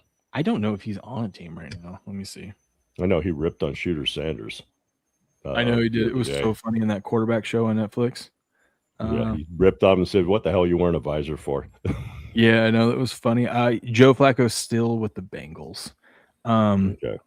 No, I think, and I know it's hard for this line or for us to get a really big favorite in week 1, even if we perceive a team to be way better than another team in their home. But I think this thing will get, by the time we get to Sunday, September 13th, might be at 8.5. If we get to that, I'm taking the Browns. But right now, currently over on Bet Online, the Jags are 7.5 point favorites, minus 360 on the money line.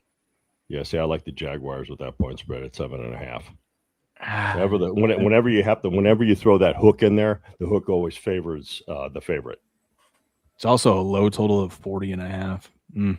Interesting. Well, that's because of the Browns. The I know. Browns are kind of inept on offense. Will, you need to find some lady friendly emotes. What do you mean? This is right here. Or we can do the repeal the 19th with Crick. Crick's campaign poster. Yeah, I don't know. I actually, how I'll probably play that game? If I like the Browns in that game, I'll probably look at their team total over because it's probably going to be like 13.5. Yeah, I could see that, especially if Deshaun Watson is the starter, then I would probably lean more to that team total over. Yeah. I mean, 2 touchdowns. I mean, they could fluke their way into 2 touchdowns. I mean, defense can get one of those. They can also they could, or even just field goals. They could have a touchdown, 3 field goals, and cover that 13.5. It's week 1, man. Everyone's starting to get back in the swing of things. We don't know what these teams are going to be. Hell, how many times do we see a week 1 terrible team end up winning, and everyone's like, "What?" And then they go on to be a terrible team the rest of the season. So you just never know. The Raiders beating the Patriots last year in the game 1. We don't talk about that. Well, that's just. I think it tends to happen a lot in that first game of the season where you see a terrible team come in and beat a team that's going to be a playoff team, and then that team just goes on to be terrible. I've seen it multiple years. Yeah. And I know this is touching on more so the Browns and the Jaguars, but what are the implications of Myles Garrett being gone for this? Because the Browns defense was one of the few things last season they were doing right every now and again.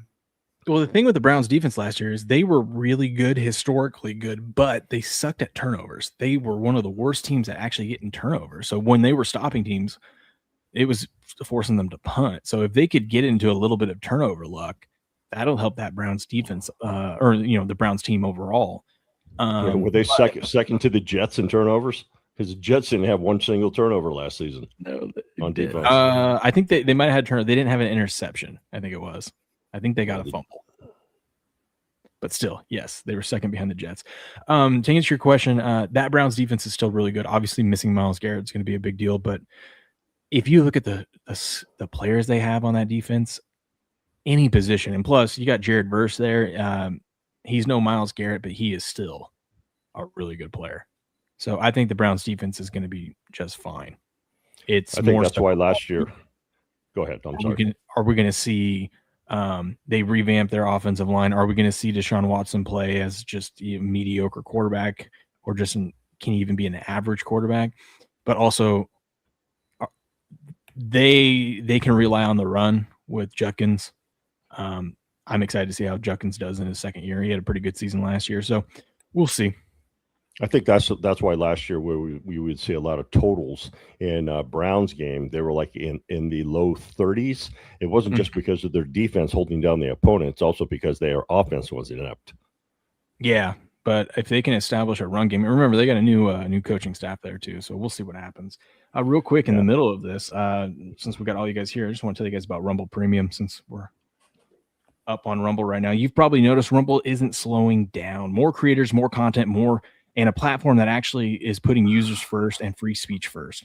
And if you're watching here regularly, there's a way to upgrade your entire experience. Right now, Rumble is running a limited time summer sale on Rumble Premium, and it's the lowest price they've ever offered. With Premium, you get ad-free viewing across the platform, no pre-rolls, no interruptions, just the content you actually came for. Plus, you unlock exclusive content from top creators like Steven Crowder, Dr. Disrespect, special live events, and more you won't see anywhere else. And here's the deal. Normally, Rumble Premium is $99 for a whole year, which is still a good deal. But during the summer sale, you can actually lock it in for $69 a year. Nice. And that's for life, not just this year. If you lock in now, you get the $69 per year for life. Not just 1 year. Every year you stay subscribed, you keep that $69 rate. No promo code, no extra steps. Just go to rumble.com/premium, and summer sales price is already applied. That's rumble.com/premium to lock in the lowest price Rumble's ever offered. Ad-free, exclusive content, and a price that never goes back up, but only if you grab it before the summer sale ends. Go get you some Rumble Premium today. Booyah. Booyah. All right. Let's see. Trevor Lawrence ranked 25th in accuracy, even though when you remove all the drops and receiver errors from the denominator, so he still wasn't that accurate. We see that a lot with these younger quarterbacks. Save for the completion rate, these numbers were solid, but not the 13-4 record elite. So basically, Trevor Lawrence's performance was not what you would typically see from a quarterback on a 13-4 team, which is, you take that multiple ways. Like, if he cleans it up and takes a leap forward, that's scary. But also, like, why are we with Liam Cohen and all these weapons you have, why are you still being so inaccurate?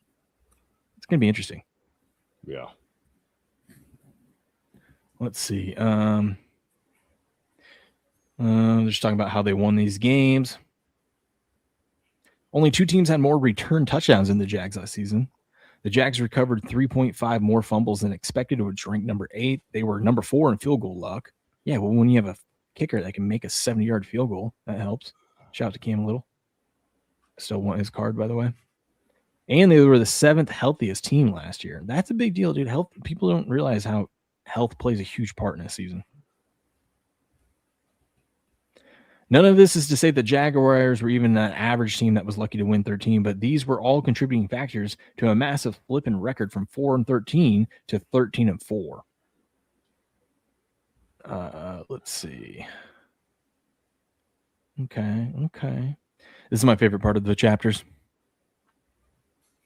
This is my favorite part. We make the argument of why you should bet the over or under. So here's why you should bet under 9.5. The Jaguars were second in turnovers forced last season, masking some other less impressive defensive marks. They were 21st in pass yards allowed per game and 30th in sack rate. The unit will also need to adjust to the loss of linebacker Devin Lloyd in free agency. Jacksonville's backup is a significant question mark entering the season after backfield is a significant question mark after Travis Etienne signed with the Saints. The depth chart currently features Tootin and Rodriguez as the candidates to lead the way in carries. That is kind of scary, actually. Tootin handled 83 carries in 15 games in the regular season in his rookie campaign, and Rodriguez set career highs in carries 112 and 38.5 rushing yards per game in 13 games for the Commanders last season.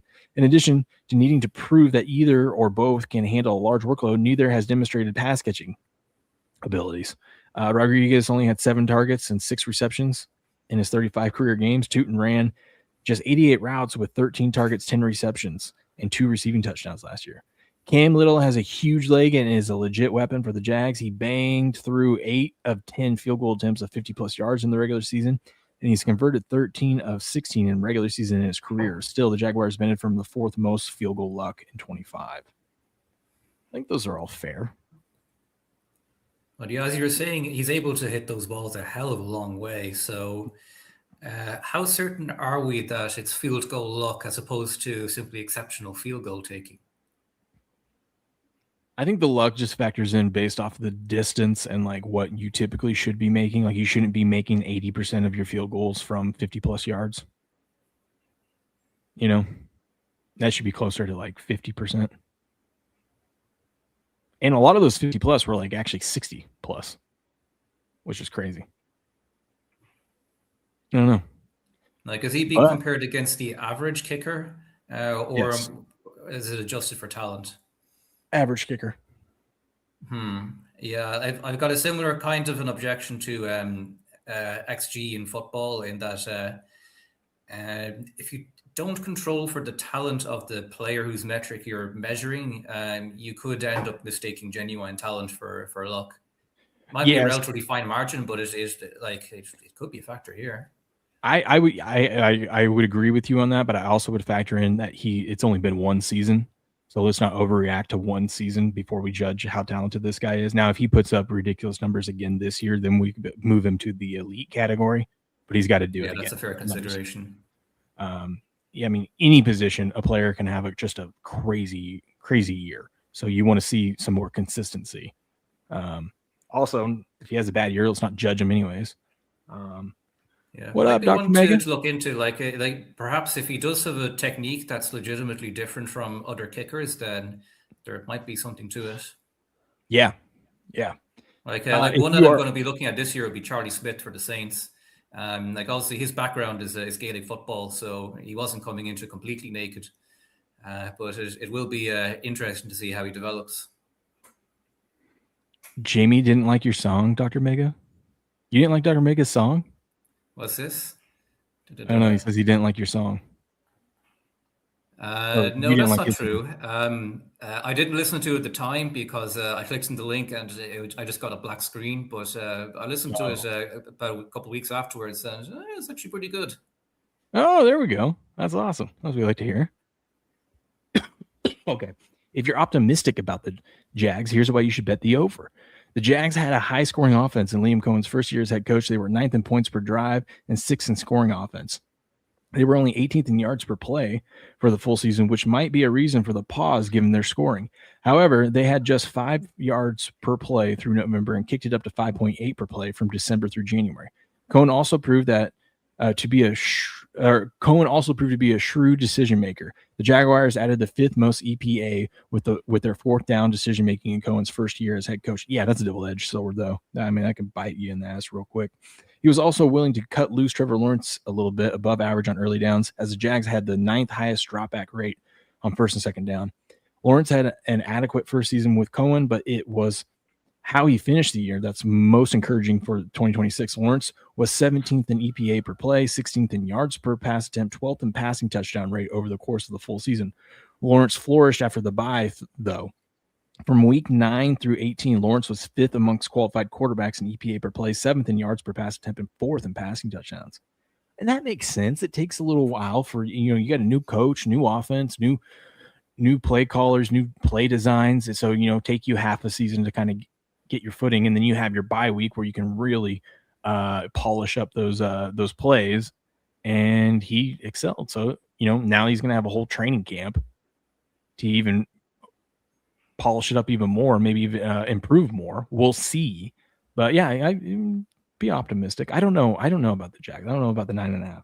I feel like, and I'm going to say this most teams, I feel like the Jags are going to be one of those teams. Either you bet over 10.5 wins or you bet under 8.5, and you bet under 8.5 wins. I think it's going to be one of those type of seasons. Either it's going to go really good or really bad. Or that would be just fading the exactly 9 wins with it then.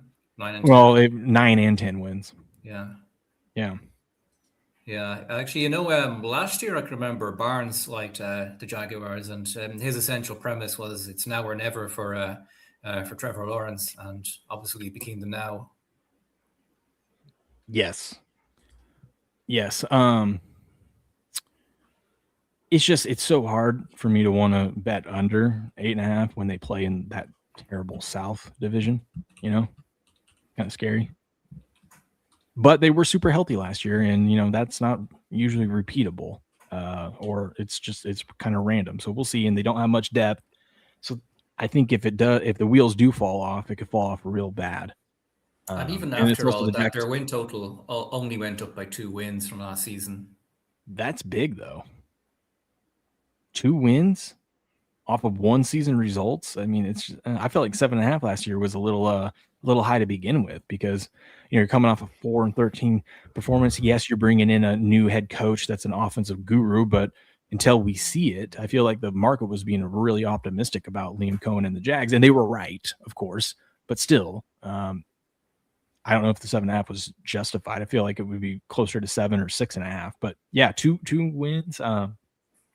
We'll see. And they're going to have Travis Hunter back this season, so we'll see how healthy he can stay. It's going to be interesting. Let's see. 1 year after ranking 25th against the run and dead last in yards per attempt allowed, the defense made a massive turnaround in 25. However, in order to discuss how the Jaguars' defense how their defense turnaround occurred, these stats are incomplete without sharing the context in which they earned. Jacksonville played the 5th easiest schedule of opposing offenses. Jacksonville's run defense played the 4th easiest schedule of run offenses. See, this is why I love these numbers, because they put it into perspective. Like, yeah, their defense looked really good. They really improved against the run. Well, you were playing a shit backfield, for the majority of the season. So you're playing against teams that don't run the ball well,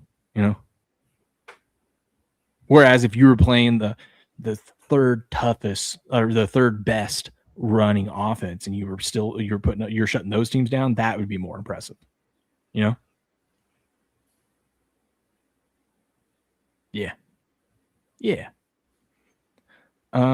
Let's see.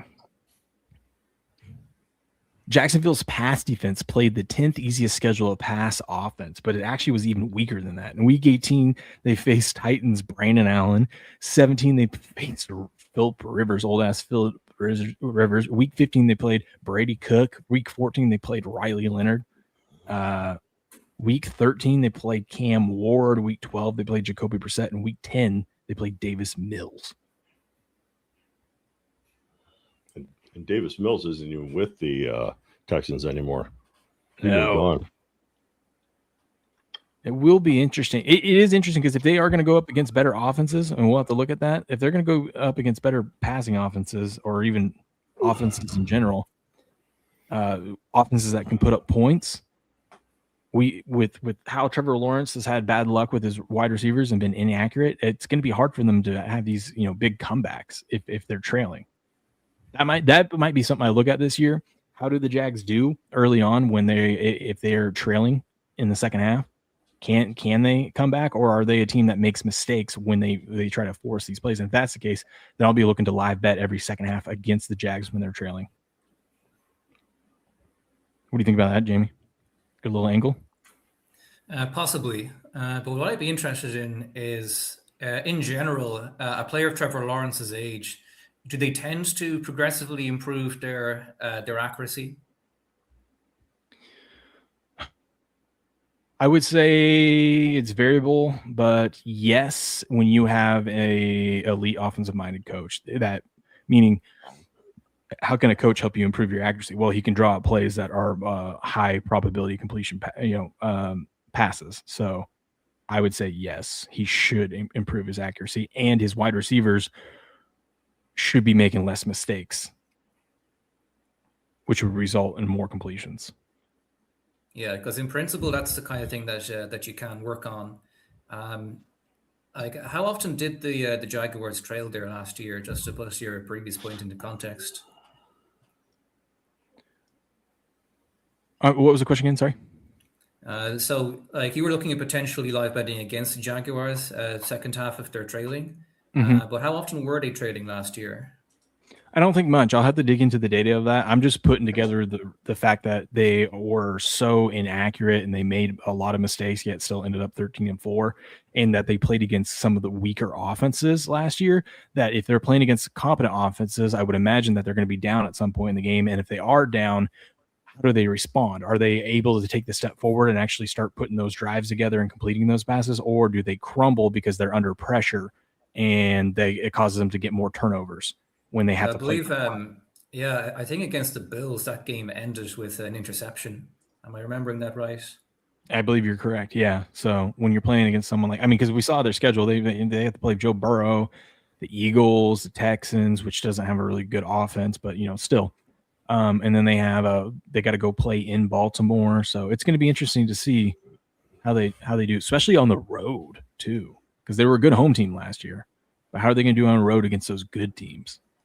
Yeah, and I think that whole question of the accuracy and the ability of wide receivers to catch the balls, it is a very big variable. Because if we were able to just fix all those completion rates in time, then it would be easy. You'd be able to just take into account standard variance. But it's the fact that we don't know how much they're going to improve or even to do worse. That's why I would be a little bit hesitant about necessarily live betting the Jaguars second half. Unless, as you say, we saw concrete signs that they were putting bad throws when they're coming from behind. But certainly that game against the Bills, I can see how it could be plausible anyway. Shout out in the chat to Sabit. It says, please follow me. Here's his channel. Look at that. Got some funny videos up there. Go check him out. Welcome to the show, buddy. Glad to have you here. Okay. Let's see. They also got lucky too last year in return TDs. They had the second most return TDs in the league, so that's usually not repeatable. I think I would feel better if the market had the Jags at like 10.5 wins instead of 9.5 of going under, because that's where I think they would be overpriced. But who knows? That might push them closer to 10 as the public starts getting involved here in August and starts seeing Jags 9.5. Yeah, of course they won 13 games last year. So maybe we will get to 10. We'll see. Just a question on their non-offensive touchdowns. Like, I understand that it is going to be luck-based to an extent, but are we able to reliably measure signal for generating offensive touchdowns? Because last year it looked like the Rams were really weak in special teams and Seahawks were really strong in special teams. For example. And that was true. They made the Rams, that was their one weakness, and they made a lot of dumb mistakes. And you can't do that against a team like the Seahawks, who are very disciplined, and a Seahawks team that feeds off of those either blocked kicks or turnovers defensively or in special teams. So it was kind of their kryptonite, and it happened to be the team that was in their division that went on to win the Super Bowl. Yeah. So I'd be curious if the non-offensive touchdowns from the Jaguars were coming from, I suppose, if it's coming from stuff that is actually genuinely luck-based, or if there is some method that was actually making them more likely. I'll tell you what made it more likely: the fact that they played all those bum-ass quarterbacks second half of the season that we just talked about. That'll help. When you got a rookie quarterback and Brady Cook out there for the Jets, Davis Mills. And right here, the Jags played 4 straight games against bottom 10 pass defenses. In total, to close the season, the Jaguars would play 6 of 7 games against bottom 10 pass defenses from week 12 on. Well, there you have it. And Cohen let his quarterback pour it on against these terrible defenses. After throwing multiple touchdowns in just 2 of 10 games before week 12 in 0 of the Jaguars' wins, Lawrence threw multiple touchdowns in 6 of 7 games to close the season. Is that a coincidence that when he's playing 6 of the 7 bottom 10 defenses is when he starts throwing touchdowns? They beat the Jets 48-20. Yeah, it's just they beat the Titans 41-7. I mean, nothing impressive. So it's going to get a lot more difficult for them this year. Let's see. The results of a little late season stat padding was meaningful for Lawrence. He was healthy and played all 17 games through 4,000 yards, 29 touchdowns, 12 interceptions, added 359 rushing yards. Dude, he was fun to bet him to run one in. He ranked third in the NFL, only behind Matt Stafford and Josh Allen. That's pretty good. To be comprehensive on how the Jags flipped from 4-13 to 13-4, we certainly have to mention kicker Cam Little. He was a 6th-round pick out of Arkansas, drilled a 68-yard field goal against the Raiders in Week 9, longest made field goal in NFL history, breaking Justin Tucker's mark. He did it in a game the Jags won 30-29 in overtime. He later added a 67-yarder against the Titans, giving him the 2 longest field goals the league has ever seen. That is crazy. So we'll see. I mean, he's got the leg, but like I said, I want to see one more year out of him. What else do we got on here? Fantasy football. In fantasy football, the advice is buy the passing game in Jacksonville over the messy backfield. That would make sense. So if you want to read through that, go get Warren Sharp's book. You can read some fantasy advice. Jaguars held up well against the run in 25, allowing just 3.9 yards per carry to running backs and ranking in the top 10 in both yards before contact allowed and yards after contact allowed in those runs. Armstead was second on the team with 5.5 sacks. That doesn't feel like a lot, though. Jags only ranked 19th in pressure rate, though, 27th. 27th was just, they only had 32 sacks as a team.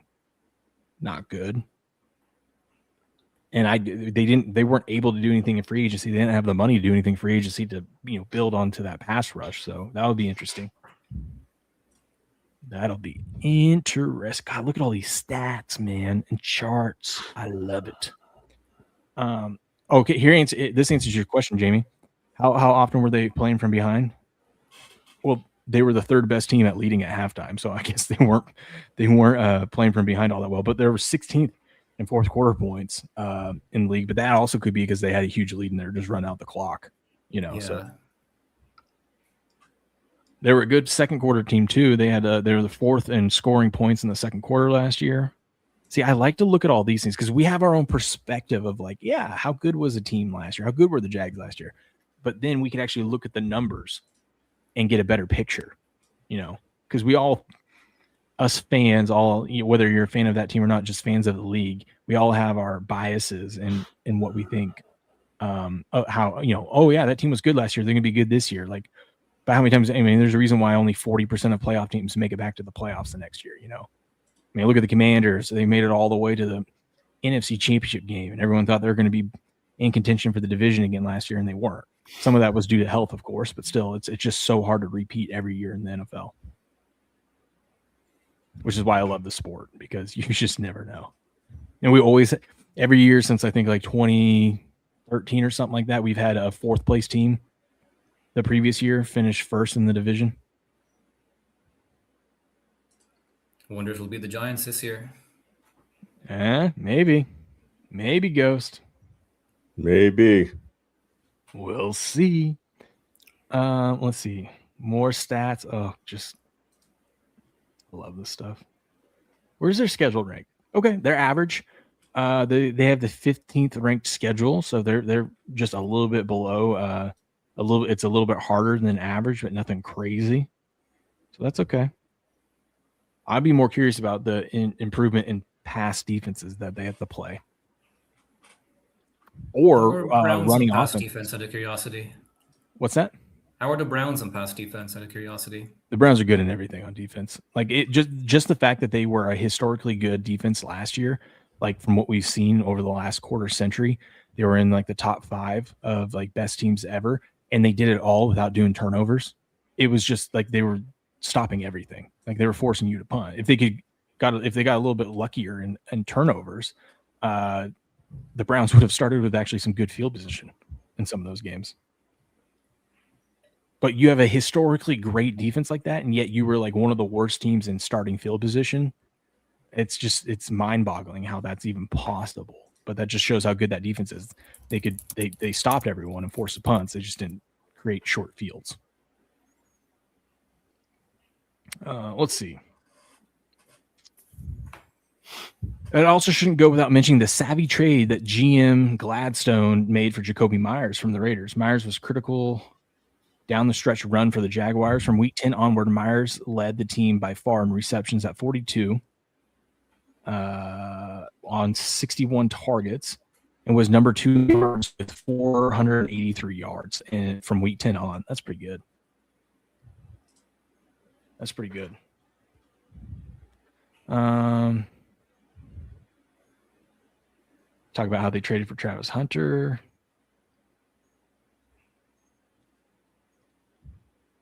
Then in the 26th, this is crazy. Gladstone went off the board with many picks that remained, including he took that tight end with their second round pick, who was expected to go 163, and they took him at 56. So he's reaching here. He took Albert Regis at 150 or at 81 when he was expected to go 150. Took the safety at 100 when he was expected to go 187. So, I mean, their GM is getting ballsy and reached for a lot of these players, which usually doesn't work out.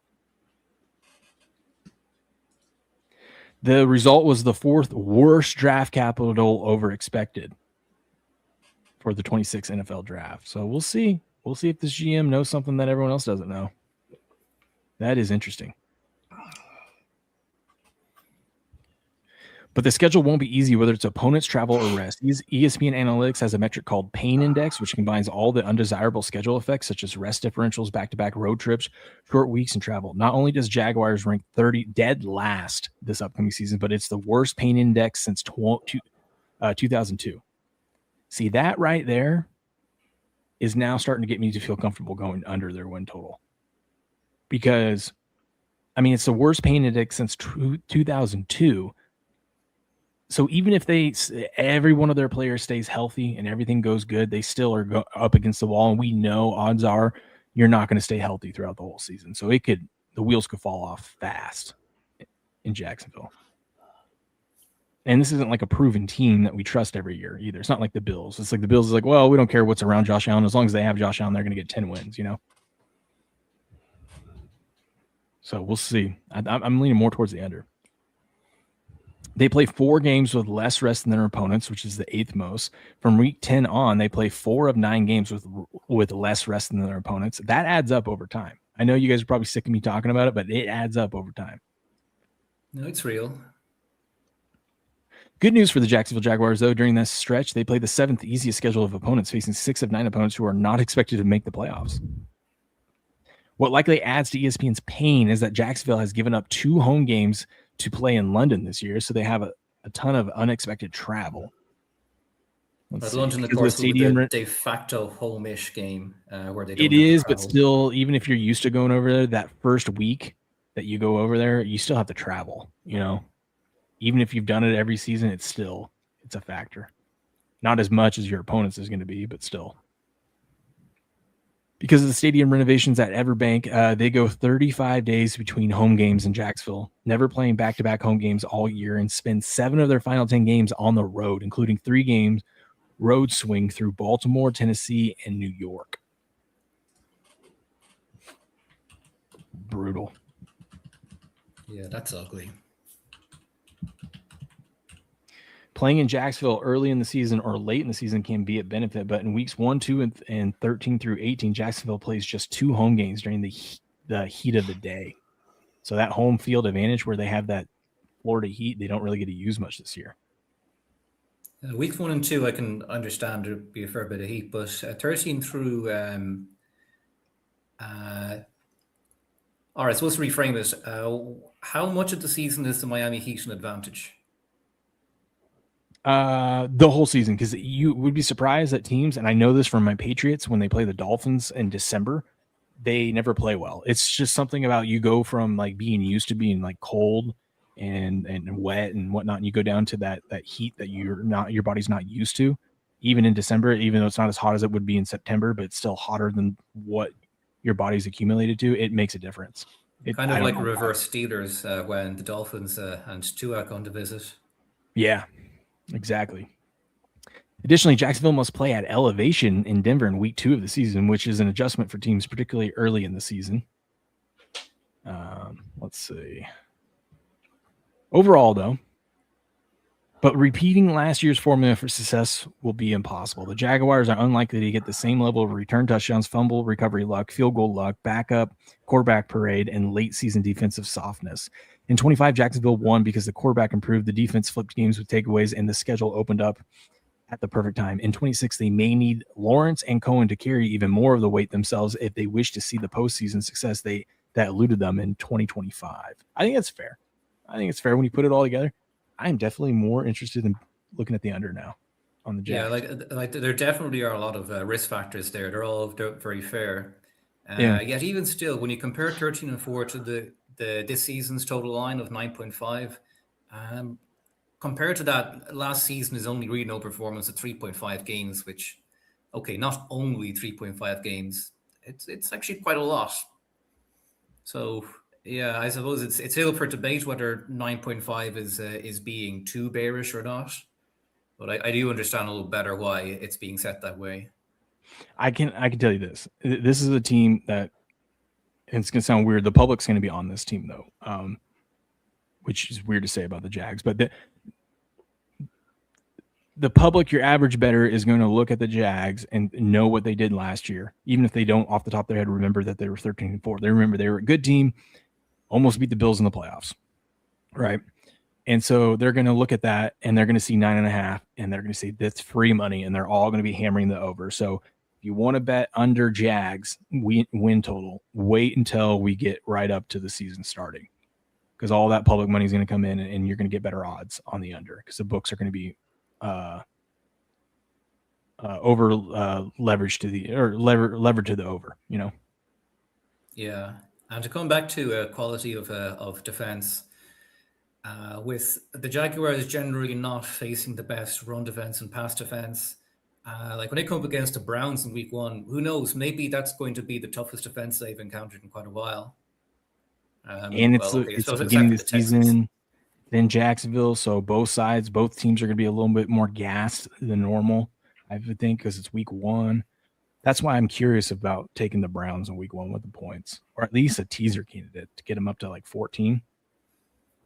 That reminds me, well, with all the alt lines available now in prediction markets and better liquidity for them, would you be looking at all at just taking straight alt lines? Yeah, I would actually, if the math adds up and it makes sense. Yes. I generally prefer to do straights over parlays these days because I haven't used Kalshi combos, but I know at Polymarket you don't reset a limit order for a combo. You just basically enter at market. And I've compared it against just getting filled on limit orders for the individual plays. And basically I prefer to get filled on limit orders on singles because you get that extra bit of edge. And when you do singles, it also just reduces the amount of variance. Yeah, I think you're 100% right. It's better to just do singles. I'm really good at teasers, and I love teasers. And so I would prefer to have my three leg teasers are my favorite, as I've talked about multiple times. But my strategy on how I do that tends to be really profitable over the season, because I got third leg at a different time slot than the other two. So that way, if the other two come through, my third one, I got a plus 150 or a plus 160 on that. And then I can go and take the other side and bet a little bit there. And now I've got a fat middle to try to win both bets. Yeah, that is fair enough. At the same time, though, if you have 3 singles and the first 2 hit, then, well, you're guaranteed a profit anyway, almost. Yep. I prefer straight wagers. One game at a time. I know in baseball, I've generally done like 2 or 3 games, but I've been trying to just nail it down to 1. Obviously in the WNBA, I try to stick it to 1 game, and then the Canadian football, I try to stick it to 1 game. I try to do the same thing in the NFL. I'll try to find 1 game in that first time slot and see if there's any value in the second game, because obviously there's less games in the afternoon, late afternoon, Mm-hmm. and then see if there's any value like on a Sunday night or Monday night football game. And college, I try to stick it to one game, usually an early game. If I find an early game that's got some value, I'll hit it, and if it hits, I'm done for the day. See, I see if that works so well with baseball or NBA, where you have games all day, every day. You know, for the most part. In the NFL, for me, I'm more of a volume guy, and I couldn't just take one play on Sunday. It would drive me crazy. You know, because I know you got an itch. You get that itch. Yeah, because it's like I'm not going to bet every game, but I'm going to look through the board and see where I find value. And I feel like if I only take one, I passed up on all this other value, and then it really would piss me off if the one I took loses and the other 5 I liked all win. You know what I mean? It's like, well, that's why you kind of got to go. You got to pick and choose. Okay, especially now with the live betting on Kalshi and all that, is that you can hedge. It's a lot easier to hedge bets now. Mm-hmm. I mean, if you find things aren't going your way, I mean, in the old school days with the sports book, if things aren't going your way, you're stuck, you're done. But if things aren't going your way, you can cash out and still save like half of your bet. Yep. Kalshi has definitely changed the game. Yeah, I just heard. I was telling Grass Guy last night, and he heard this too. A lot of the sharp bettors that win on a continuous basis would get banned from casinos because they're constantly winning and taking the money from the books, and they've switched over to the predictive markets because on the predictive market there's no limit, so they can keep raking in the money because they're not taking the money from a book, they're just taking it from other players. So they've been hitting those more often now because they just can keep going. Which is great because it makes when those big bettors, professional bettors, come over to Kalshi, that's where we get better liquidity in the market. So it's better. Exactly. Yeah, you can actually tell who's betting who on the Kalshi just based on those percentages. Yep, and not a surprise here since the Jags were 11-5 against the spread last year. They were a really good teaser team. A 6-point teaser, they went 14-3. 7-point teaser, they went 15-2, and a 10-point teaser, they went 16-1. So that's not surprising based off of their ATS record. Another interesting little thing is player props should have better liquidity this year. Yeah, I hope that's the case, and we get better variety as well. I hope, but we'll see. But yeah, that's Jacksonville Jaguars. If you want to hang out with us, we're live every day, 7:15 a.m. Eastern. If you're watching the replay of this, make sure you smash the like button and subscribe. Tomorrow on Monday, Monday the 20th, we are going to be covering who's next. We're just going in alphabetical. Ooh. Patrick Mahomes. Get ready for the thumbnail to be Patrick Mahomes kissing the ref. Yeah, they're gonna. With Messi. Yeah, that's going to be an interesting team next year. I can already tell you the NFL did everything possible to help the Chiefs out without knowing whether Mahomes is going to be back or not.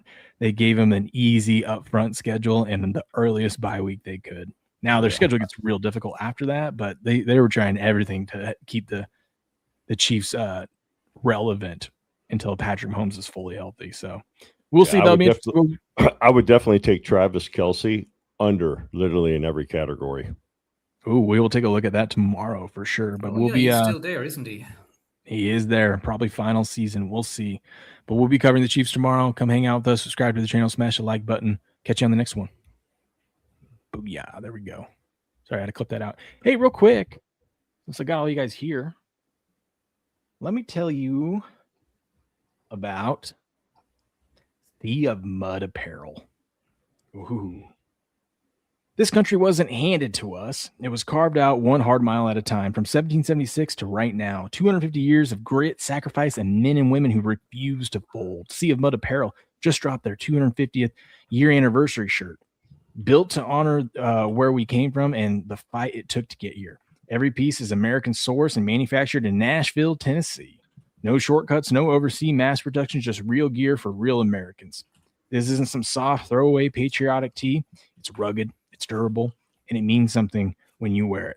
And right now, sale items are buy one, get one free. So if you believe this country is still worth standing up for, This one's for you.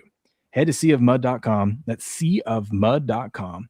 Use the code RUMBLE for 10% off and take advantage of the buy one, get one deal. Sea of Mud Apparel, 250 years later, and we're not done yet. Boo. Yeah. I'm going to go check them out today.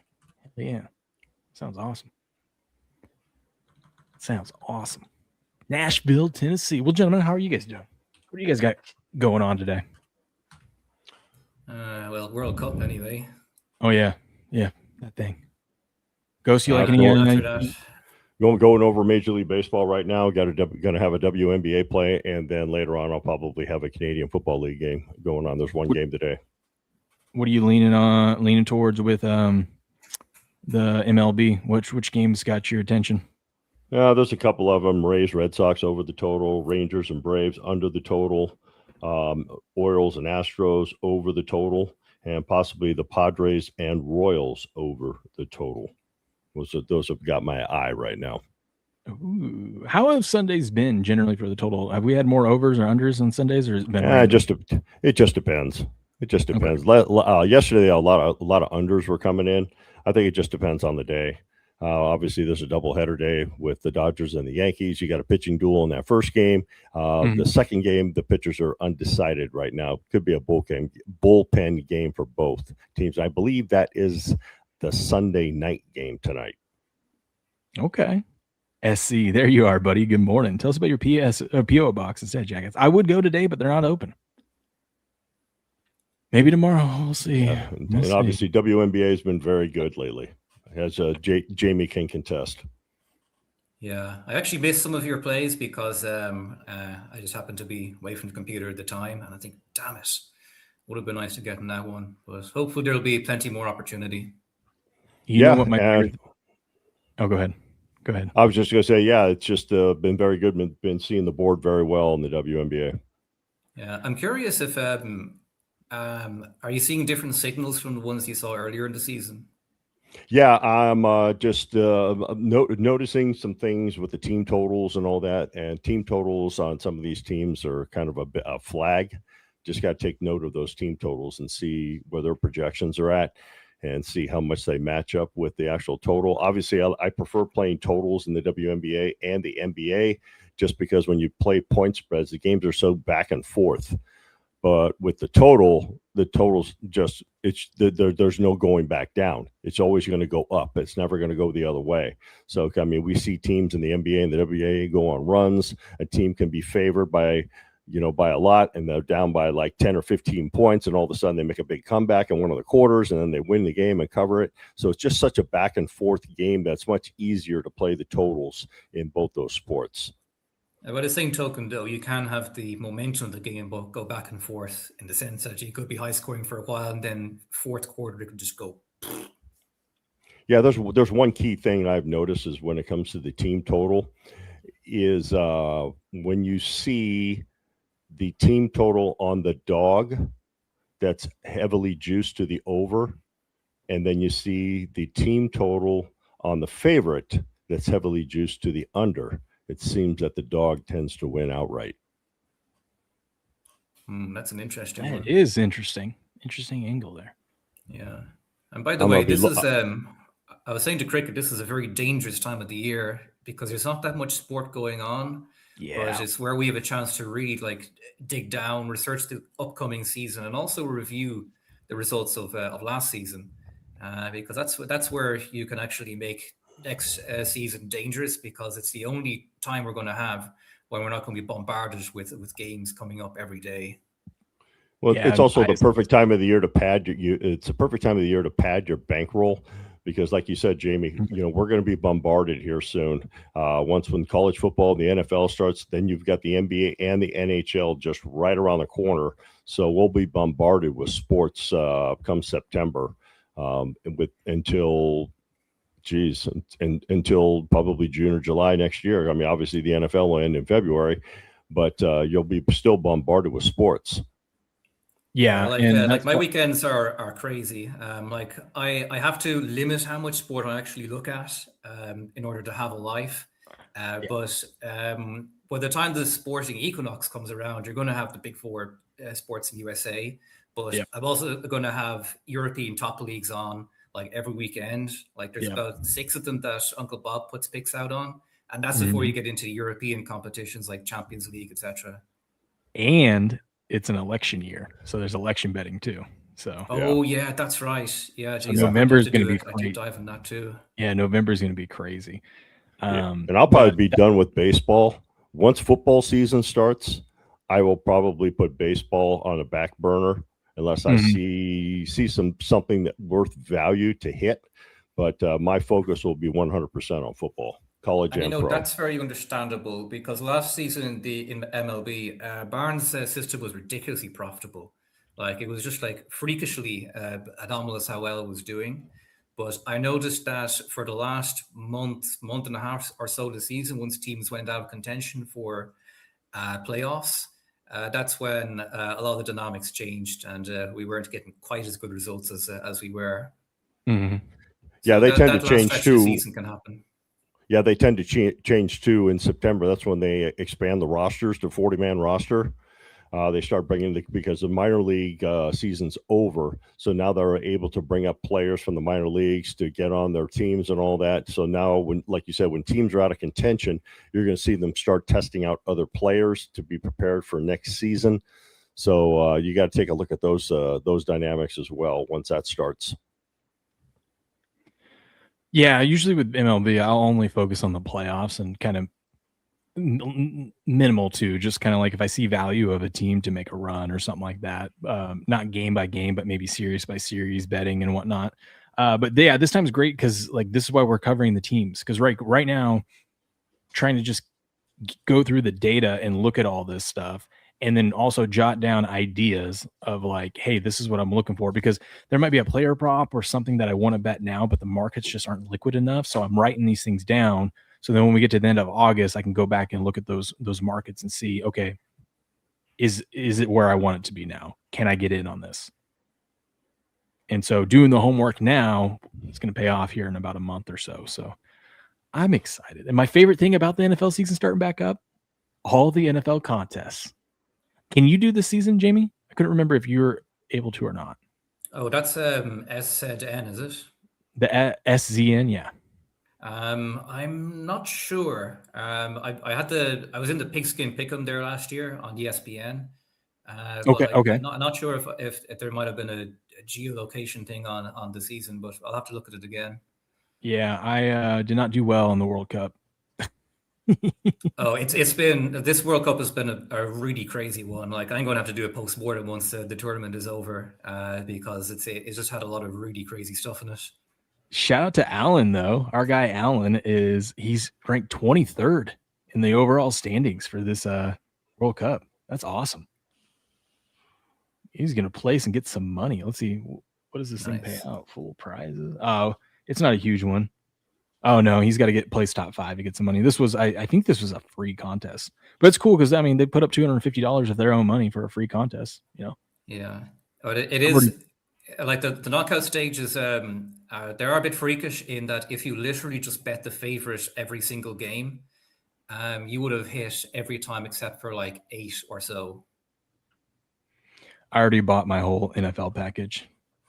There's like, look at all these contests for the upcoming season.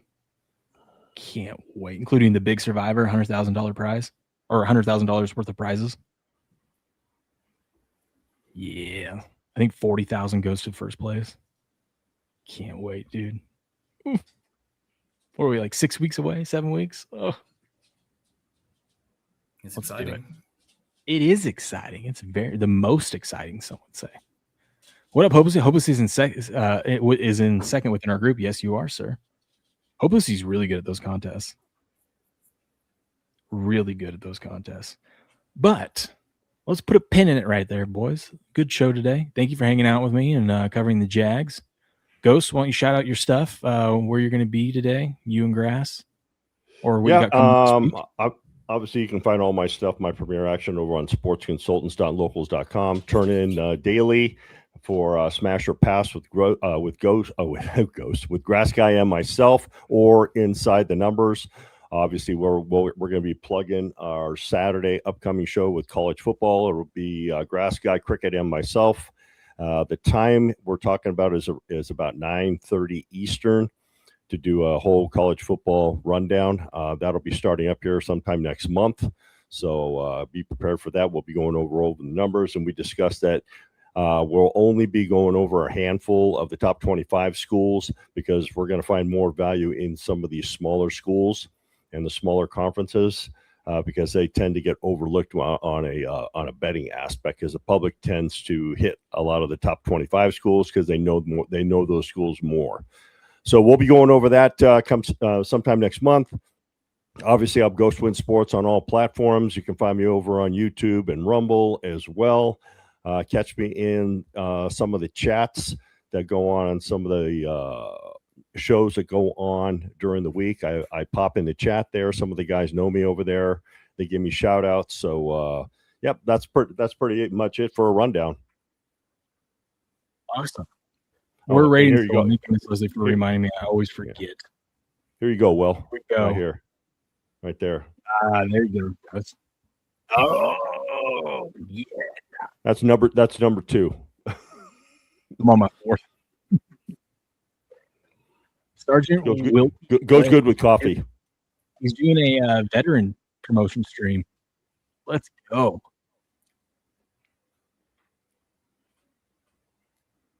What are we playing? A little Fortnite?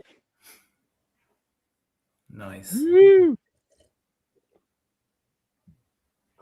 Coffee and gaming, I like it. I like it. Get over there. Go show him some love. Yeah, I'm just going to type in there, boom.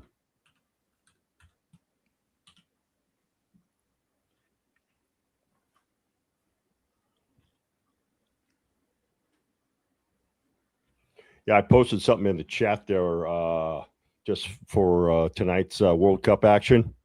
Right now, 65% of the tickets, 63% of the money is on Argentina to lift the trophy at plus 125. I like Spain. Yeah, I like Spain too, but based on some of those numbers, because everybody's going to be betting Argentina because Messi's one of the most popular players in the league. So yeah, I like Spain. Yeah, I'm just going to wait to see if one of these teams goes down at half, and then take the other side. It's been working for me. Yeah, like the thing about Argentina is, like, from my perspective, they're very tempting as a public dog. And Messi is just one of those players where everyone kind of goes gaga for him. So it can be difficult to evaluate what his actual tangible impact on the game is. Like if the final were against France, I definitely would see the case for Argentina, given the vulnerabilities France have shown. But Spain, they just have one of the best volatility reduction mechanisms in the world. So we'll see how it goes. Yep. Yeah, but at the same time, Messi's just one of those guys that's still scary. You know, it's real tough to bet against a guy like that. It's tough. It's scary, but it's like one of those picks during the NFL season where you'll say this pick kind of makes you feel disgusting just to place it, but sometimes it ends up being the right pick. It's never fun taking the other side of Messi. But at the same time, he's not invincible. He's not able to do literally everything on the pitch. Argentina still have a preferred game mode in order to get the most out of him. And that normally involves him just amping up the temperature and getting those balls into the box. Spain, their vulnerability might possibly be set pieces. But once again, it's the possession, the passing carousel is their single biggest weapon against Argentina tonight. Yeah. Good morning, Air. I gave you a follow back. There you go. The Indoor Farmer. Good morning. How we doing? I love seeing all these new people show up. Let's give. Here you go. Let's give the Indoor Farmer some love. Good morning. Go check out his channel. Give him a follow. Booyah. I hate the notifications. There's nothing against you. I turn notifications off against everyone. Ooh, what do we got going here? Game night? That looks fun.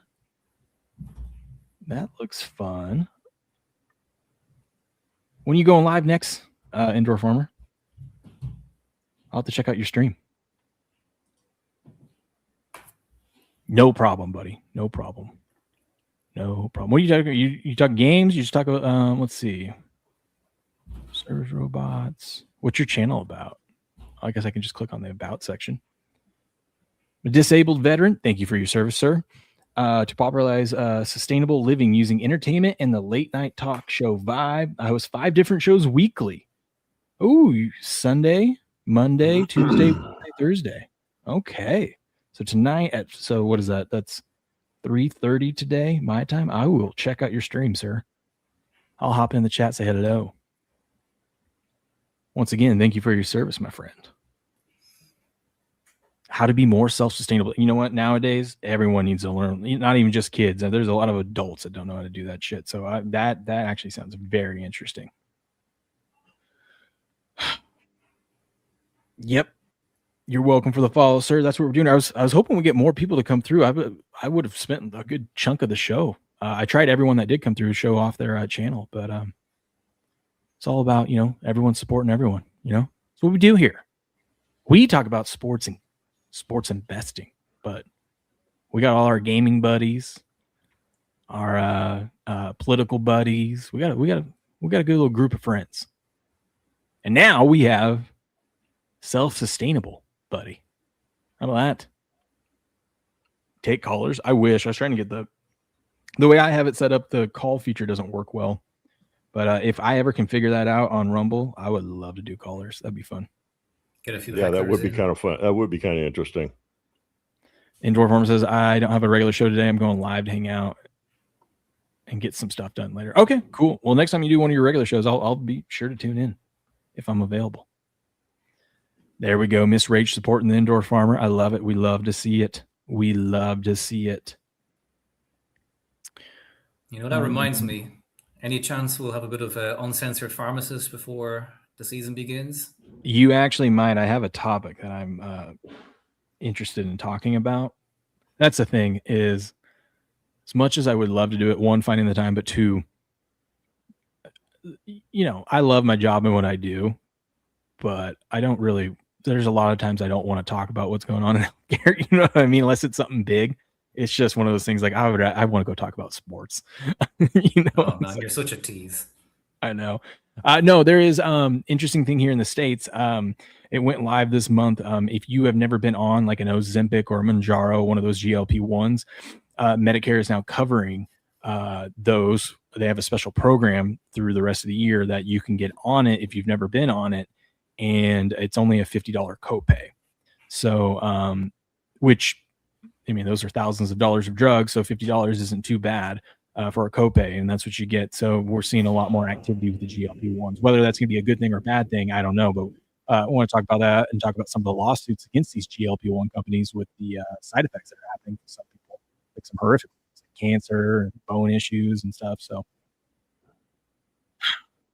I have some time off coming up. I'm probably going to shape a show around that. Sounds good. Yep. Usually when I'm able to do that live, I think it's like the middle of the night for you. I'll just watch it back later. Yeah.